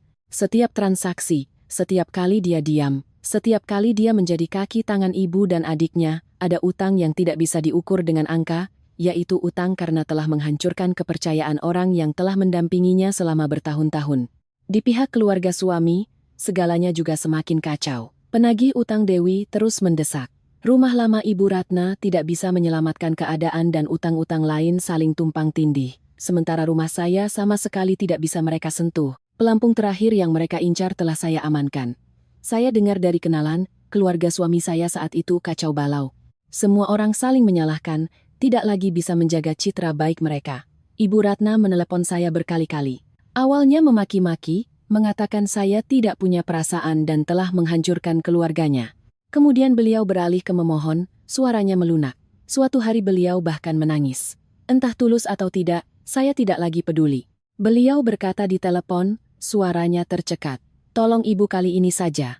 Ibu janji tidak akan pernah menginjakkan kaki di rumahmu lagi. Saya memegang telepon, berdiri lama di dekat jendela, baru kemudian menjawab dengan kalimat yang pelan tapi tegas. Waktu saya butuh.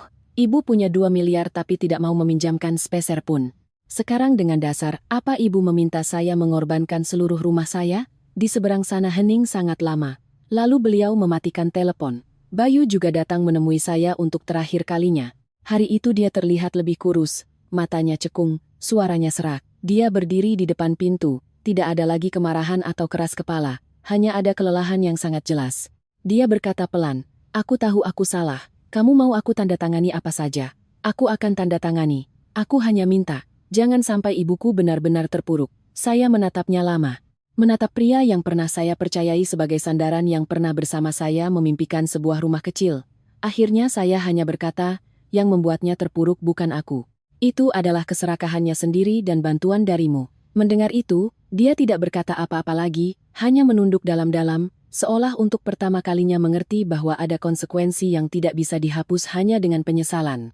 Tidak lama setelah itu, saya dengar keluarga suami harus menjual sisa tanah warisan di kampung untuk menutupi utang. Kerabat-kerabat yang dulu ikut menyalahkan saya, kini berbalik menyalahkan Ibu Ratna karena telah membuat masalah keluarga menjadi konsumsi publik dan mempermalukan nama baik mereka. Hidup memang begitu, saat orang masih melihat ada yang bisa dimanfaatkan, mereka akan memihak yang lebih kuat. Tapi saat semuanya hancur, tidak ada yang mau ikut menanggung masalah. Mungkin yang paling menyakitkan bagi Ibu Ratna bukanlah kehilangan uang, melainkan kehilangan kekuasaan yang telah begitu lama beliau genggam. Bertahun-tahun beliau terbiasa memerintah, terbiasa menggunakan status mertua untuk menekan menantunya, terbiasa menganggap kesabaran orang lain sebagai hal yang wajar.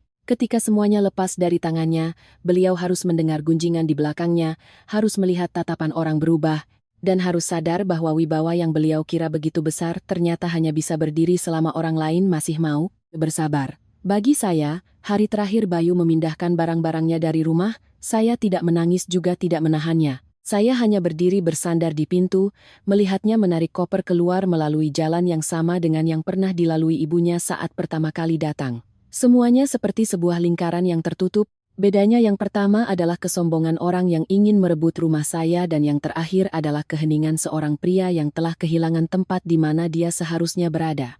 Sebelum pergi, dia berbalik menatap saya. Tatapan itu tidak lagi marah atau menyalahkan, hanya ada kesedihan yang sangat dalam. Seolah saat itulah dia baru benar-benar percaya bahwa semuanya sudah berakhir. Dia bertanya satu kalimat terakhir.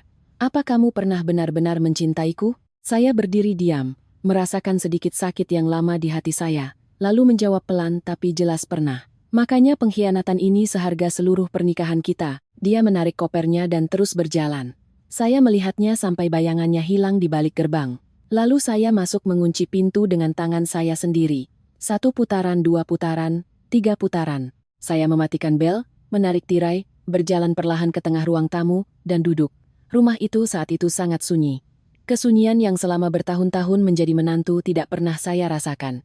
Tidak ada lagi kritik, tidak ada lagi tatapan menyelidik, tidak ada lagi nasihat moral palsu yang digunakan untuk menutupi keserakahan. Saya memandang sekeliling rumah baru saya. Tempat ini pernah diincar seperti mangsa, pernah ditargetkan sebagai jalan keluar bagi kesalahan mereka. Tapi setelah semua ini, tempat ini masih di sini, utuh dan tenang. Dan untuk pertama kalinya saya merasa ini benar-benar rumah. Bukan hanya karena nama saya di atas sertifikat, tapi karena saya telah mempertahankannya dengan harga diri saya sendiri. Cerita saya berakhir bukan dengan kemenangan yang riuh. Ini berakhir dengan perasaan sakit sekaligus lega. Saya kehilangan sebuah pernikahan, tapi saya mempertahankan hal yang paling penting. Hak untuk menentukan hidup saya sendiri. Ada pintu-pintu yang tertutup bukan untuk mengakhiri segalanya, melainkan untuk menghentikan orang-orang yang tidak pernah menganggap kita sebagai keluarga. Sore itu saya berdiri di dekat jendela. Sinar matahari jatuh ke lantai membentuk garis panjang yang terang. Saya menggenggam erat kunci di tangan saya dan tiba-tiba sadar kedamaian bukanlah sesuatu yang diberikan orang lain. Terkadang kedamaian itu dimulai dari saat kita cukup sadar untuk berkata tidak, cukup dingin untuk menutup pintu, dan cukup kuat untuk mempertahankan bagian dari hidup yang telah kita perjuangkan dengan susah payah. Di luar sana, keluarga mantan suami saya masih harus berjuang dalam kekacauan yang mereka ciptakan sendiri. Sementara saya untuk pertama kalinya, setelah bertahun-tahun bisa hidup di rumah saya sendiri, dengan hidup saya sendiri, dan dengan kedamaian yang saya jaga sendiri. Ya,